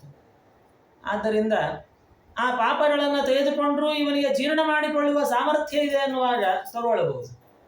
ಅಂದ್ರೆ ಇವನಿಗೆ ಶಕ್ತಿ ಇಲ್ಲ ಅಂದಾಗ ಸುಮ್ಮನೆ ಲೋಭಕ್ಕೆ ಏನೋ ಒಂದು ಯಾವುದೋ ಪದಾರ್ಥ ಬರುತ್ತೆ, ದುಡ್ಡು ಬರುತ್ತೆ ಅಂತ ಕೈ ಚಾಚಿದ್ದಾನೆ ಅಂತಂದ್ರೆ ಅದರಿಂದ 2 ರೀತಿಯಲ್ಲಿಯೂ ಅನರ್ಥ ಇರುತ್ತೆ. ಅದರಲ್ಲಿಯೂ ಗೋದಾನಕ್ಕಂತೂ ತುಂಬಾ ಮಹತ್ವ ಹೇಳುತ್ತಾರೆ. ಏಕಾಹಿ ಏಕಸ್ಯ ದಾತವ್ಯ ಬಹೂನಾನ್ನ ಕದಾಚನ. ಒಂದು ಹಸುವನ್ನ ಒಬ್ಬನಿಗೆ ಕೊಡ್ಲಿಕ್ಕೆ ಅಷ್ಟೇ, ಒಂದೇ ಹಸುವನ್ನು 10 ಜನಕ್ಕೆ ದಾನ ಮಾಡಿ ಅದು ಫಲಕಾರಿ ಆಗೋದಿಲ್ಲ. ಯಾರೋ ಒಬ್ರು ಒಂದೇ ಹಸುವನ್ನು 4 ಜನಕ್ಕೆ ಕೊಟ್ಟು ಈ ಬರೋ ಹಾಲನ್ನ 4 ಲೀಟರ್ ಕೊಡುತ್ತೆ, ಒಬ್ಬೊಬ್ರು 1 ಲೀಟರ್ ಹಂಚ್ಕೊಂಡು ಉಪಯೋಗ ಮಾಡ್ಕೊಳ್ಳಿ, ಅದು ಸರಿಯಲ್ಲ ಅಂತಾರೆ ಶಾಸ್ತ್ರಕಾರರು. ಏಕಾಹಿ ಏಕಸ್ಯ ದಾತವ್ಯ ಬಹೂನಾನ್ನ ಕದಾಚನ. ಅದು ವಿಭಕ್ತ ಆಗಬಾರದು, ಅಂದ್ರೆ ಏನು, ಅದು ಹಂಚಿಕೆ ಆಗಬಾರದು, ಅಥವಾ ವಿಕ್ರಯಣ ಆಗಬಾರದು. ಒಬ್ಬರು ಯಾರೋ ಒಬ್ಬರು ದಾನ ಕೊಟ್ಟ, ಅವನು ತಕ್ಷಣನೇ ಮರುದಿವಸ ಇನ್ನೊಬ್ಬರಿಗೆ ಮಾರಿಬಿಟ್ಟು ದುಡ್ಡು ಮಾಡಿಕೊಂಡ್ರೆ ಅದು ನಮಗೆ ಅನರ್ಥ. ಅಂದ್ರೆ ನೋಡ್ಕೊಂಡು ಅಂಥವ್ರು ಅಲ್ಲದೆ ನೋಡ್ಕೊಂಡು ಕೊಡಬೇಕು ಅಂತ ಅರ್ಥ. ನಾವು ಒಳ್ಳೆ ಸತ್ಪಾತ್ರೆಯಲ್ಲಿ ಕೊಟ್ಟವನನ್ನು ಮಾಡಿದ್ದಾನೆ ಅಂದ್ರೆ ಅದು ಅವನ ಹಣೆ ಬಾರ, ಅದು ನಾವೇನು ಮಾಡ್ಲಿಕ್ಕೆ ಆಗುವುದಿಲ್ಲ. ಅಂತೂ ಯಾರು ನಿತ್ಯ ಅದನ್ನು ಪೋಷಣೆ ಮಾಡುತ್ತಾರೆ ಅಂಥವ್ರಿಗೆ ನೋಡಿಕೊಡಬೇಕು ಅಂತ ಅರ್ಥ ಅಷ್ಟೆ. ಹೀಗೆ 5 ಗೋದಾನಗಳ ಬಗ್ಗೆ, ಅದು ಅಂಥದ್ದೇನು ಅಂದರೆ ಮರಣ ಕಾಲದಲ್ಲಿ ಯಾವ ತೊಂದರೆ ಆಗದೇ ಇರಲಿ ಅನ್ನೋದಕ್ಕೋಸ್ಕರವಾಗಿ ಅಂಥದ್ದೇನು ದಾನ ಅಂತ ಹೇಳ್ತಾರೆ. ಯಮನ ಭಯ ಆಗದೇ ಇರಲಿ ಅಂತೇಳಿ ಮೃತ್ಯುಧೇನು ಅಂತ ಹೇಳ್ತಾರೆ. ಅದರಂತೆ ಋಣಧೇನು ಅಂತ ಇನ್ನೊಂದು, ಅಂದರೆ ನಮಗೆ ಗೊತ್ತಿಲ್ಲ ಏನಾದರೂ ಸಣ್ಣ ಪುಟ್ಟ ಋಣಗಳಿರ್ತಾವೆ ನಮಗೆ ಈ ಪ್ರಪಂಚದ ಜೊತೆಯಲ್ಲಿ, ಎಷ್ಟೋ ಋಣಗಳಿರ್ತಾವೆ ನಮ್ಮದು. ಯಾರ್ಯಾರದ್ದೋ ಉಪಚಾರ ಪಡೆದಿರ್ತೇವೆ, ಎಲ್ಲೆಲ್ಲೋ ಹೋಗಿ ಯಾರ್ಯಾರದ್ದೋ ಏನಾದ್ರು ಸಣ್ಣ ಪುಟ್ಟ ಋಣಗಳು ತುಂಬ ಇರ್ತಾರೆ. ಆ ಋಣಗಳೆಲ್ಲ ಪರಿಹಾರ ಆಗಲಿ ಅಂತ ಹೇಳಿ ಋಣಧೇನು ದಾನ ಅಂತ ಹೇಳ್ತಾರೆ. ಮುಂದೆ ಒಳ್ಳೆ ಸದ್ಗತಿ ಸಿಗ್ಲಿ ಅನ್ನೋದಕ್ಕೋಸ್ಕರ ಮೋಕ್ಷಧೇನು ದಾನ ಅಂತ ಹೇಳ್ತಾರೆ. 5ನೇದೇ ವೈತರಣಿ ಧೇನು, ಅಂದ್ರೆ ನಾನು ನಿನ್ನೆ ಹೇಳಿದ ಹಾಗೆ ವೈತರಣಿ ನದಿ ದಾಟೋದಕ್ಕೋಸ್ಕರ ಮಾಡುವಂತಹ ಒಂದು ಗೋದಾನ. ಈ ವೈತರಣಿ ಗೋದಾನಕ್ಕೂ ತುಂಬಾ ಅದರ ಪ್ರಕ್ರಿಯೆಗಳನ್ನೆಲ್ಲ ಉಲ್ಲೇಖವನ್ನು ಮಾಡಿದ್ದಾರೆ. ಯದ್ಯಪಿ ಇವತ್ತು ಇಷ್ಟೆಲ್ಲ ಯಾರೂ ಮಾಡುವುದಿಲ್ಲ, ನಾನು ಕಂಡ ಹಾಗೆ ತುಂಬಾ ಅಪರೂಪ, ಎಲ್ಲಿಯೋ ಲಕ್ಷಕ್ಕೊಬ್ಬರಷ್ಟೇ. ಸಾಮಾನ್ಯ ಎಲ್ಲ ಒಂದು ಗೋದಾನ ಹಿಡ್ಕೊಂಡು ಗೋಪುಚ್ಛ ತರ್ಪಣಾದಿಗಳನ್ನು ಕೊಟ್ಟು ಬಂದ್ಬಿಡ್ತಾರೆ ಅಷ್ಟೇನೆ. ಶಾಸ್ತ್ರಕಾರರು ತುಂಬಾ ವಿಧಿಗಳನ್ನು ಅದಕ್ಕೆ ನಿರೂಪಣೆಯನ್ನು ಮಾಡಿದ್ದಾರೆ. ಅದು ಇಂಥದೇ ಹಸು ಆಡಬೇಕು ಅಂತೆಲ್ಲ ಹೇಳ್ತಾರೆ. ಆದರೆ ಒಳ್ಳೆಯ ಜಾತಿ ಹಸು ಆಗಿರಬೇಕು. ಇವತ್ತು ಒಳ್ಳೆಯ ಗೋವು ಸಿಗುವುದೇ ಕಷ್ಟ. ಇವತ್ತಂತ ಕಾಲದಲ್ಲಿ ಗೋದಾನ ಮಾಡೋದು ತುಂಬ ಕಷ್ಟ ಇದೆ. ಯಾಕಂದರೆ ಮೊದಲೇ ಒಳ್ಳೆ ಹಸು, ಜಾತಿ ಹಸು ಸಿಗುವುದೇ ತುಂಬ ಕಷ್ಟ. ಬೆಂಗಳೂರಿನಲ್ಲಿ ಪೇಟೆ ಹಸುಗಳು ಅರ್ಧಕ್ಕರ್ಧ ಎಲ್ಲ ಅದು ಗವಯಗಳಷ್ಟೇ, ಗೋವುಗಳು ಯಾವುದೂ ಇಲ್ಲ. ಅಂದರೆ ಶುದ್ಧವಾದ ಗೋವುಗಳಲ್ಲ, ಎಲ್ಲ ಈ ಫಾರಂ ಹಸುಗಳು, ನಾಟಿ ಹಸುಗಳು ಸಿಗುವುದೇ ಕಷ್ಟ ಇದೆ. ಇಂಥ ಯಾವುದ್ಯಾವುದೋ ಹಸುವನ್ನು ಕೊಟ್ಟರೂ ಫಲ ಇಲ್ಲ. ಶುದ್ಧವಾದ ಗೋದಾನವನ್ನೇ ಮಾಡಬೇಕು ನಾವು. ಒಳ್ಳೆಯ ಜಾತಿಯ ಹಸು ಏನಿರ್ತದಲ್ಲ, ಅದರಲ್ಲೂ ಕಪಿಲ ಬಣ್ಣದ್ದಾಗಿತ್ತು ಅಥವಾ ಕಪ್ಪು ಬಣ್ಣದ್ದಾಗಿತ್ತು, ತುಂಬ ವಿಶೇಷ ಅಂತ ಹೇಳ್ತಾರೆ. ಕಪ್ಪು ಅಂದರೆ ಒಂದು ರೀತಿ ಕಂದು ಬಣ್ಣ, ಅಂತಹ ಒಂದು ಹಸು ಅನ್ನೋದು ಅದು ಒಳ್ಳೆಯ ಜಾತಿ ಹಸು. ಅಂದರೆ ಈ ಕಂದು ಬಣ್ಣ ಒಂದು ರೀತಿ ಸ್ವಲ್ಪ ಡಾರ್ಕ್ ಬ್ರೌನಿಶ್ ಆಗಿರುತ್ತದೆ, ಆ ತರಹದ ಹಸು ಅದು ಒಳ್ಳೆಯ ತುಂಬ ಪ್ರಶಸ್ತ ಅಂತ ಹೇಳ್ತಾರೆ ಶಾಸ್ತ್ರಕಾರರು. ಅದು ಚೆನ್ನಾಗಿ ಅಲಂಕಾರ ಮಾಡಬೇಕು. ಮತ್ತೆ ಗೋದಾನ ಅಂದಾಗ ಅದಕ್ಕೆ ಒಳ್ಳೆ ವಸ್ತ್ರ ಹಾಕಿ ಅದರ ಅದಕ್ಕೆಲ್ಲ ಕೊಂಬಿಗೆ ಎಲ್ಲ ತರಡು ಹಾಕ್ತಾರೆ. ಕೊಂಬಿಗೆ ಮತ್ತೆ 4 ಕಾಲಿಗೆ ಗೆಜ್ಜೆ ಕಟ್ಟಬೇಕು. ಅದಕ್ಕೆ ಮತ್ತೆ ಅದಕ್ಕೇನು ಗಂಗೆ ತೊಗಲು ಇರ್ತದೆ ಅದಕ್ಕೆಲ್ಲ ಮತ್ತೆ ಅದಕ್ಕೆ ಒಳ್ಳೆ ಕಂಠಕ್ಕೆ ಆಭರಣಗಳು ಅದೆಲ್ಲ ಹಾಕಬೇಕು. ಚೆನ್ನಾಗಿ ಸಿಂಗಾರ ಮಾಡಬೇಕು ಅಂತ ಅರ್ಥ. ಅದನ್ನು ಒಳ್ಳೆ ಮದುವೆ ಹುಡುಗಿ ಅಂತೆ ಅದಕ್ಕೆ ಒಳ್ಳೆಯ ಸೀರೆ ಅಂತ ಹಾಕಿ ಹಾಕಿ ಅಲಂಕಾರ ಮಾಡಬೇಕು. ಅದಕ್ಕೆ ಗೋವಿಗೆ ಸುಮ್ಮನೆ ಕೊಟ್ಟು ಬರ್ಲಿಕ್ಕಿಲ್ಲ. ಅದನ್ನು ಹೇಳ್ತಾರೆ, ಸ್ವರ್ಣಶೃಂಗಿ ಮೌಪ್ಯ ಪುರಾಂ ಕಾಂಸ್ಯ ಪಾತ್ರ ಉಪದೋಹಿನಿ. ಅದಕ್ಕೂ ಚೆನ್ನಾಗಿ ಅಲಂಕಾರ ಮಾಡಬೇಕು. ಅದರ ಜೊತೆಯಲ್ಲಿ ಹಾಲಿಡ್ಲಿಕ್ಕೆ ಕಂಚಿನ ಪಾತ್ರೆ ಕೊಡಬೇಕು ಅದರ ಜೊತೆ. ಮತ್ತೆ ಅದಕ್ಕೆ ತಿನ್ನಲಿಕ್ಕೆ ಒಂದಷ್ಟು ಪದಾರ್ಥಗಳು, ಅಂದ್ರೆ ಅದೇನು ಹುಲ್ಲು ಇತ್ಯಾದಿಗಳೇನು ತಿನ್ನತ್ತೆ, ಹುಲ್ಲಿರಬಹುದು, ಬೂಸ ಇರಬಹುದು. ಅದಕ್ಕೆ ಒಂದಷ್ಟು ಕನಿಷ್ಠ 1 ವರ್ಷಕ್ಕಾಗುವಷ್ಟಾದರೂ ಪೋಷಣೆ ಮಾಡುವುದು ಉತ್ತಮ ಪಕ್ಷ. ಗೋದಾನ ಕೊಟ್ಟ ಬರೀ ಹಸು ಕೊಟ್ಬಿಟ್ರು ನಿಮ್ಮ ಹಣೆ ಬಾರ ಏನಾದ್ರು ನೋಡ್ಕೊಳ್ಳಿ ಅನ್ನೋದಲ್ಲ. ಅದಕ್ಕೆ ಏನು ಆಹಾರ ಉಪಕಲ್ಪನೆ ಬೇಕಲ್ಲ, ಆಹಾರವೂ ಕೊಟ್ಟು ಬರಬೇಕಂತ, ಅದು ಧರ್ಮ ಇದೆ ಯಜಮಾನನದ್ದು. ಈ ರೀತಿ ಅದನ್ನೆಲ್ಲ ಕಂಠ ಘಂಟಾ ಸಮನ್ವಿತಾಂ ಅಂತ ಹೇಳುತ್ತಾರೆ. ಈ ಪ್ರಕಾರ ಅದಕ್ಕೆಲ್ಲ ಸಿದ್ಧತೆಯನ್ನು ಮಾಡಿಕೊಂಡು ಆ ಕರುವಿಗೂ ಅಲಂಕಾರಾದಿಗಳನ್ನು ಮಾಡಿ. ವೈತರಣಿ ಗೋದಾನಕ್ಕೆ ತುಂಬಾ ವಿಧಿ ಉಂಟು. ಪುರೋಹಿತರ ವಿಚಾರ, ಅದಕ್ಕೊಂದು ಕಳೆ ಭೂಮಿಯಲ್ಲಿ ತಗ್ಗು ಮಾಡಬೇಕು ಅಂತ ಹೇಳೋದು, ಅದರಲ್ಲಿ ನೀರು ತುಂಬಬೇಕು, ಒಂದು ನೌಕೆ ಮಾಡ್ಕೋಬೇಕು, ಯಮನ ಪ್ರತಿಮೆ ಇಡಬೇಕು, ಸೂರ್ಯನ ಪ್ರತಿಮೆ ಇಟ್ಟು ಅದಕ್ಕೆಲ್ಲ ಪೂಜಾದಿಗಳನ್ನು ಮಾಡಿ, ಅದಕ್ಕೆ ಮತ್ತೆ ಕಪ್ಪು ವಸ್ತ್ರ ಹಾಸಿ ತುಂಬಾ ಹೇಳುತ್ತಾರೆ. ಅದನ್ನ ನಾನು ಕಂಡ ಹಾಗೆ ಸಾಮಾನ್ಯ ಯಾರು ಅದನ್ನ ತುಂಬಾ ಅಪರೂಪಕ್ಕೆ ಮಾಡಿಕೊಳ್ಳುವಂತಾರೆ. ಅಂತೂ ಎಲ್ಲ ಪೂಜಾದಿಗಳನ್ನು ಮಾಡಿ ಇವರು ಅಂದ್ರೆ ಮೊದಲೇ ಗೋದಾನ ಮಾಡಿಕೊಳ್ಳೋದಿದ್ರೆ, ಈ ವೈತರಣಿ ಗೋದಾನ ಸತ್ ಮೇಲೆ ಮಾಡಬೇಕು ಅಂತ ಏನೂ ಇಲ್ಲ. ಸಾಯುವ ಮುನ್ನ ನಮ್ಮ ಉದ್ದೇಶಕವಾಗಿ ನಾವೇ ಮಾಡಿಕೊಳ್ಳಬಹುದು. ನಾನು ಮುಂದೆ ವೈತರಣಿ ಹೋಗೋದಂತೂ ಗ್ಯಾರಂಟಿ, ಒಂದು ದಿವಸ ಹೋಗ್ಲೇಬೇಕು, ಹಾಗಾಗಿ ಮೊದಲೇ ಈ ಗೋದಾನ ಮಾಡಿಕೊಳ್ಳುತ್ತೇನೆ ಅಂತ ಬದುಕಿರುವಾಗ ಆದರೂ ಮಾಡಿಕೊಳ್ಳಬಹುದು. ಆಗ ಅಂತಹ ವ್ಯಕ್ತಿ ಆ ಹಸುವಿನ ಬಾಲವನ್ನು ಹಿಡಿದು ಒಂದು ಸಣ್ಣ ಹಳ್ಳ ತಪ್ಪು ಮಾಡಿಕೊಂಡಿರ್ತಾನೆ, ಅದು ವೈತರಣಿ ನದಿ ಅಂತ ಚಿಂತಾನೆ, ಅದನ್ನು ದಾಟಬೇಕು. ಅದಕ್ಕೆ ಒಂದಷ್ಟು ಶ್ಲೋಕಗಳನ್ನೆಲ್ಲ ಹೇಳುತ್ತಾರೆ. ಆ ಗೋವಿನ ಪ್ರಾರ್ಥನಾ ರೂಪವಾಗಿ ಬಂದಿರುವಂತಹದ್ದು. ಆ ಗೋವನ್ನ ಪ್ರಾರ್ಥನೆ ಮಾಡಬೇಕು, ಮತ್ತೆ ಅದನ್ನು ಬ್ರಾಹ್ಮಣನ ಕೈಯಲ್ಲಿ ಕೊಟ್ಟು, ಬ್ರಾಹ್ಮಣನಿಗೂ ಚೆನ್ನಾಗಿ ವಸ್ತ್ರಾದಿಗಳನ್ನೆಲ್ಲ ಕೊಟ್ಟು, ಯಾವ ಬ್ರಾಹ್ಮಣ ಗೋದಾನವನ್ನು ತೆಗೆದುಕೊಳ್ಳುತ್ತಾನೆ ಅವನಿಗೂ ಸತ್ಕಾರವನ್ನು ಮಾಡಿ ಈ ಗೋವನ್ನು ಅವರ ಕೈಯಲ್ಲಿಟ್ಟು ಅವರನ್ನು ಪ್ರಾರ್ಥನೆ ಮಾಡಿಕೊಳ್ಬೇಕು. ಇಂತಹ ಗೋದಾನವನ್ನು ಕೊಡ್ತಾ ಇದ್ದೇನೆ, ನಾನು ಮುಂದೆ ವೈತರಣಿ ಹತ್ರ ಹೋದಾಗ ಈ ಪುಣ್ಯದಿಂದ ನಾನು ವೈತರಣಿ ದಾಟುವಂತೆ ಆಗಲಿ ಅಂತ ಅವರನ್ನು ಪ್ರಾರ್ಥನೆಯನ್ನು ಮಾಡಿಕೊಳ್ಬೇಕು. ಅದು ಬದುಕಿರುವಾಗಲೇ ಮಾಡಿಕೊಳ್ಳೋದಾದರೆ ಒಳ್ಳೆಯ ದಿವಸ ನೋಡಿಕೊಂಡು ಇಂತಹ ಒಂದು ಗೋದಾನ, ಅದು ತೀರ್ಥದಲ್ಲಿ ಮಾಡಿದಾಗ ಇನ್ನಷ್ಟು ಹೆಚ್ಚಿನ ಪುಣ್ಯ ಅಂತಾರೆ. ತೀರ್ಥ ಪಾತ್ರ ಸಮೋಪೇತಂ, ಒಳ್ಳೆ ಸತ್ಪಾತ್ರರಾದವರಿಗೆ ಕೊಡಬೇಕು. ಅಥವಾ ಒಳ್ಳೆಯ ಗಂಗಾದಿ ತೀರ್ಥಗಳು, ಒಂದು ಯಾವುದೋ ಪುಣ್ಯ ನದಿಗಳಿರ್ಬೋದು, ಕ್ಷೇತ್ರಗಳಿರ್ಬೋದು, ಅಥವಾ ಒಳ್ಳೆಯ ದೇವತಾ ಸನ್ನಿಧಾನ ದೇವಸ್ಥಾನಗಳು ಅಂತಹದ್ದು, ಅಂತ ಕಡೆ ಮಾಡಿದಾಗ ಹೆಚ್ಚಿನ ಪುಣ್ಯ ಅಂತ ತಿಳಿಸ್ತಾರೆ. ಅಥವಾ ಶಾಸ್ತ್ರವೇ ಇನ್ನೂ ಒಂದು ಮಾತು ಹೇಳುತ್ತೆ, ಯದೈವ ಜಾಯತೆ ಶ್ರದ್ಧಾ. ಯಾವಾಗ ಎಲ್ಲ ಮಾಡಬೇಕು ಅಂತ ಶ್ರದ್ಧೆ ಉತ್ಪನ್ನ ಆಯಿತು, ಅಥವಾ ಯಾವಾಗ ಒಳ್ಳೆ ಸತ್ಪಾತ್ರರಾಗಿರತಕ್ಕಂತಹ ಬ್ರಾಹ್ಮಣರು ನಿನಗೆ ಸಿಕ್ಕಿದ್ದಾರೆ, ಅದೇ ಪುಣ್ಯಕಾಲ ಆವಾಗೆ ಮಾಡಿಬಿಡುವಂತ. ಯಾಕೆ ಅಂದ್ರೆ ಯತಸ್ಸಂಪತ್ತಿ ಅಸ್ಥಿರ. ಮುಂದಿನ ಯಾವಾಗೋ ನಾನು ಮಾಡ್ಕೋತೇನೆ, ಕೊನೆಯ ಕಾಲದಲ್ಲಿ ಸಾಯ್ಲಿಕ್ಕೆ ಮುಂಚೆ ಮಾಡ್ಕೋತೇನೆ ಅಂದ್ರೆ ಯಾವತ್ತೋ ನಮಗೆ ಗೊತ್ತಿಲ್ಲ. ಮತ್ತೆ ಅಂತಹ ಸಮಯದಲ್ಲಿ ಇಷ್ಟೆಲ್ಲ ಮಾಡುವಂತಹ ಬುದ್ಧಿ ಇರಬೇಕು ನಮಗೆ, ಇದೆಲ್ಲ ಮಾಡಬೇಕನ್ನುವಂತಹ ಹಂಬಲ ಇರಬೇಕು. ಅಷ್ಟೆಲ್ಲ ಇದ್ರೂ ಅನುಕೂಲತೆ ಇರಬೇಕು, ಕೈಯಲ್ಲಿ ದುಡ್ಡಿರಬೇಕು. ದಾನಾದಿಗಳನ್ನು ಮಾಡಬೇಕು ಅಂದ್ರೆ ಅಷ್ಟೆಲ್ಲ ದುಡ್ಡಿನ ಒಂದು ಅನುಕೂಲತೆ ಇರಬೇಕು. ಇದ್ರೂ ಬ್ರಾಹ್ಮಣರು, ಒಳ್ಳೆಯ ಬ್ರಾಹ್ಮಣರು ಕೈಗೆ ಸಿಗಬೇಕು, ಎಲ್ಲ ಸಕ್ರಮದಲ್ಲಿ ನಡೀಬೇಕು ಅದು ಕಾರ್ಯಕ್ರಮ. ಆದ್ದರಿಂದ ಶಾಸ್ತ್ರ ಹೇಳುತ್ತೆ, ನಿನಗೆ ಯಾವಾಗ ಒಳ್ಳೆ ಸತ್ಪಾತ್ರರಾದ ಬ್ರಾಹ್ಮಣರು ಸಿಕ್ಕಿದ್ದಾರೆ ಆಗ್ಲೇ ಇದನ್ನು ಮಾಡಿ ಮುಗಿಸು, ಇನ್ಯಾವಾಗ ಮತ್ತೆ ಅಮಾವಾಸ್ಯೆ ಹುಣ್ಣಿಮೆ ಅಂತ ನೋಡ್ತಾ ಕೂಡಬೇಡ ಅಂತ. ಅದೇ ಪುಣ್ಯಕಾಲ ಅಂತ ಹೇಳ್ಕೊ. ಯಾಕೆಂದ್ರೆ ಅಸ್ಥಿರಾಣಿ ಶರೀರಾಣಿ ವಿಭವೋ ನೈವ ಶಾಶ್ವತಃ. ಈ ದೇಹ ಅನ್ನುವಂಥದ್ದು ಅದು ಅಸ್ಥಿರಾಣಿ, ಸ್ಥಿರ ಅಲ್ಲ. ಇದು ದಾಸರು ಹೇಳಿದ್ರಲ್ಲ, ನಂಬದಿರು ಈ ದೇಹ ನಿಜವಲ್ಲ ಅಂತ. ಇದು ಅಸ್ಥಿರ ಇದು. ಮತ್ತೆ ವಿಭವೋ ನೈವ ಶಾಶ್ವತಃ, ನಮ್ಮ ವೈಭವ ಅದೇನು ಶಾಶ್ವತ ಅಲ್ಲ. ಅದು ನಿತ್ಯಂ ಸನ್ನಿಹಿತೋ ಮೃತ್ಯು. ಮೃತ್ಯು ಅನ್ನೋದು ನಮ್ಮ ಜುಟ್ಟು ಹಿಡಿದು ಕಾಯ್ತಾ ಇದೆ, ಯಾವ ಇವನು ಕರ್ಕೊಂಡು ಹೋಗ್ಲಿ ಅಂತ. ಅದಕ್ಕೋಸ್ಕರ ಕರ್ತವ್ಯೋ ಧರ್ಮ ಸಂಚಯ, ಧರ್ಮ ಕಾರ್ಯ ಮಾಡುವುದರಲ್ಲಿ ವಿಳಂಬವನ್ನ ಮಾಡಬೇಡ ಅಂತಾರೆ ಶಾಸ್ತ್ರಕಾರ. ಅದರಲ್ಲಿಯೂ ತಾನೇ ಬದುಕಿರುವಾಗ ತನ್ನ ಕೈಯಿಂದ ತನ್ನ ಆತ್ಮೋದ್ಧಾರಕ್ಕೋಸ್ಕರ ಏನು ದಾನಾದಿಗಳನ್ನು ಮಾಡಿಕೊಂಡಿರ್ತಾನಲ್ಲ, ಅದಕ್ಕೆ ತುಂಬಾ ಹೆಚ್ಚಿನ ಪುಣ್ಯ ಅಂತ. ಅಂದ್ರೆ ಸತ್ ಮೇಲೆ ಮಕ್ಕಳು ಮಾಡ್ತಾರೆ ಬಿಡಿ, ಅದು ಇವಾಗಿಂದ ಸುಮ್ಮನೆ ಯಾಕೆ ಮಾಡ್ಕೋಬೇಕು, ಡಬಲ್ ದುಡ್ಡು ಖರ್ಚು ಅಂತ ಹಾಗೆಲ್ಲ ಲೆಕ್ಕಾಚಾರ ಹಾಕಿದ್ದಾರೆ. ಆದ್ರೆ ಶಾಸ್ತ್ರ ಹೇಳುತ್ತದೆ, ನೀನು ನಿನ್ನ ಉದ್ದೇಶಕವಾಗಿ ಸ್ವಹಸ್ತೇನ ಯತ್ಕೃತಂ, ನಿನ್ ಕೈಯಿಂದ ನೀನೇನ್ ದಾನ ಕೊಟ್ಟಿರ್ತೀಯ ಅದಕ್ಕೆ ನಿನ್ ಪುಣ್ಯ ಜಾಸ್ತಿ.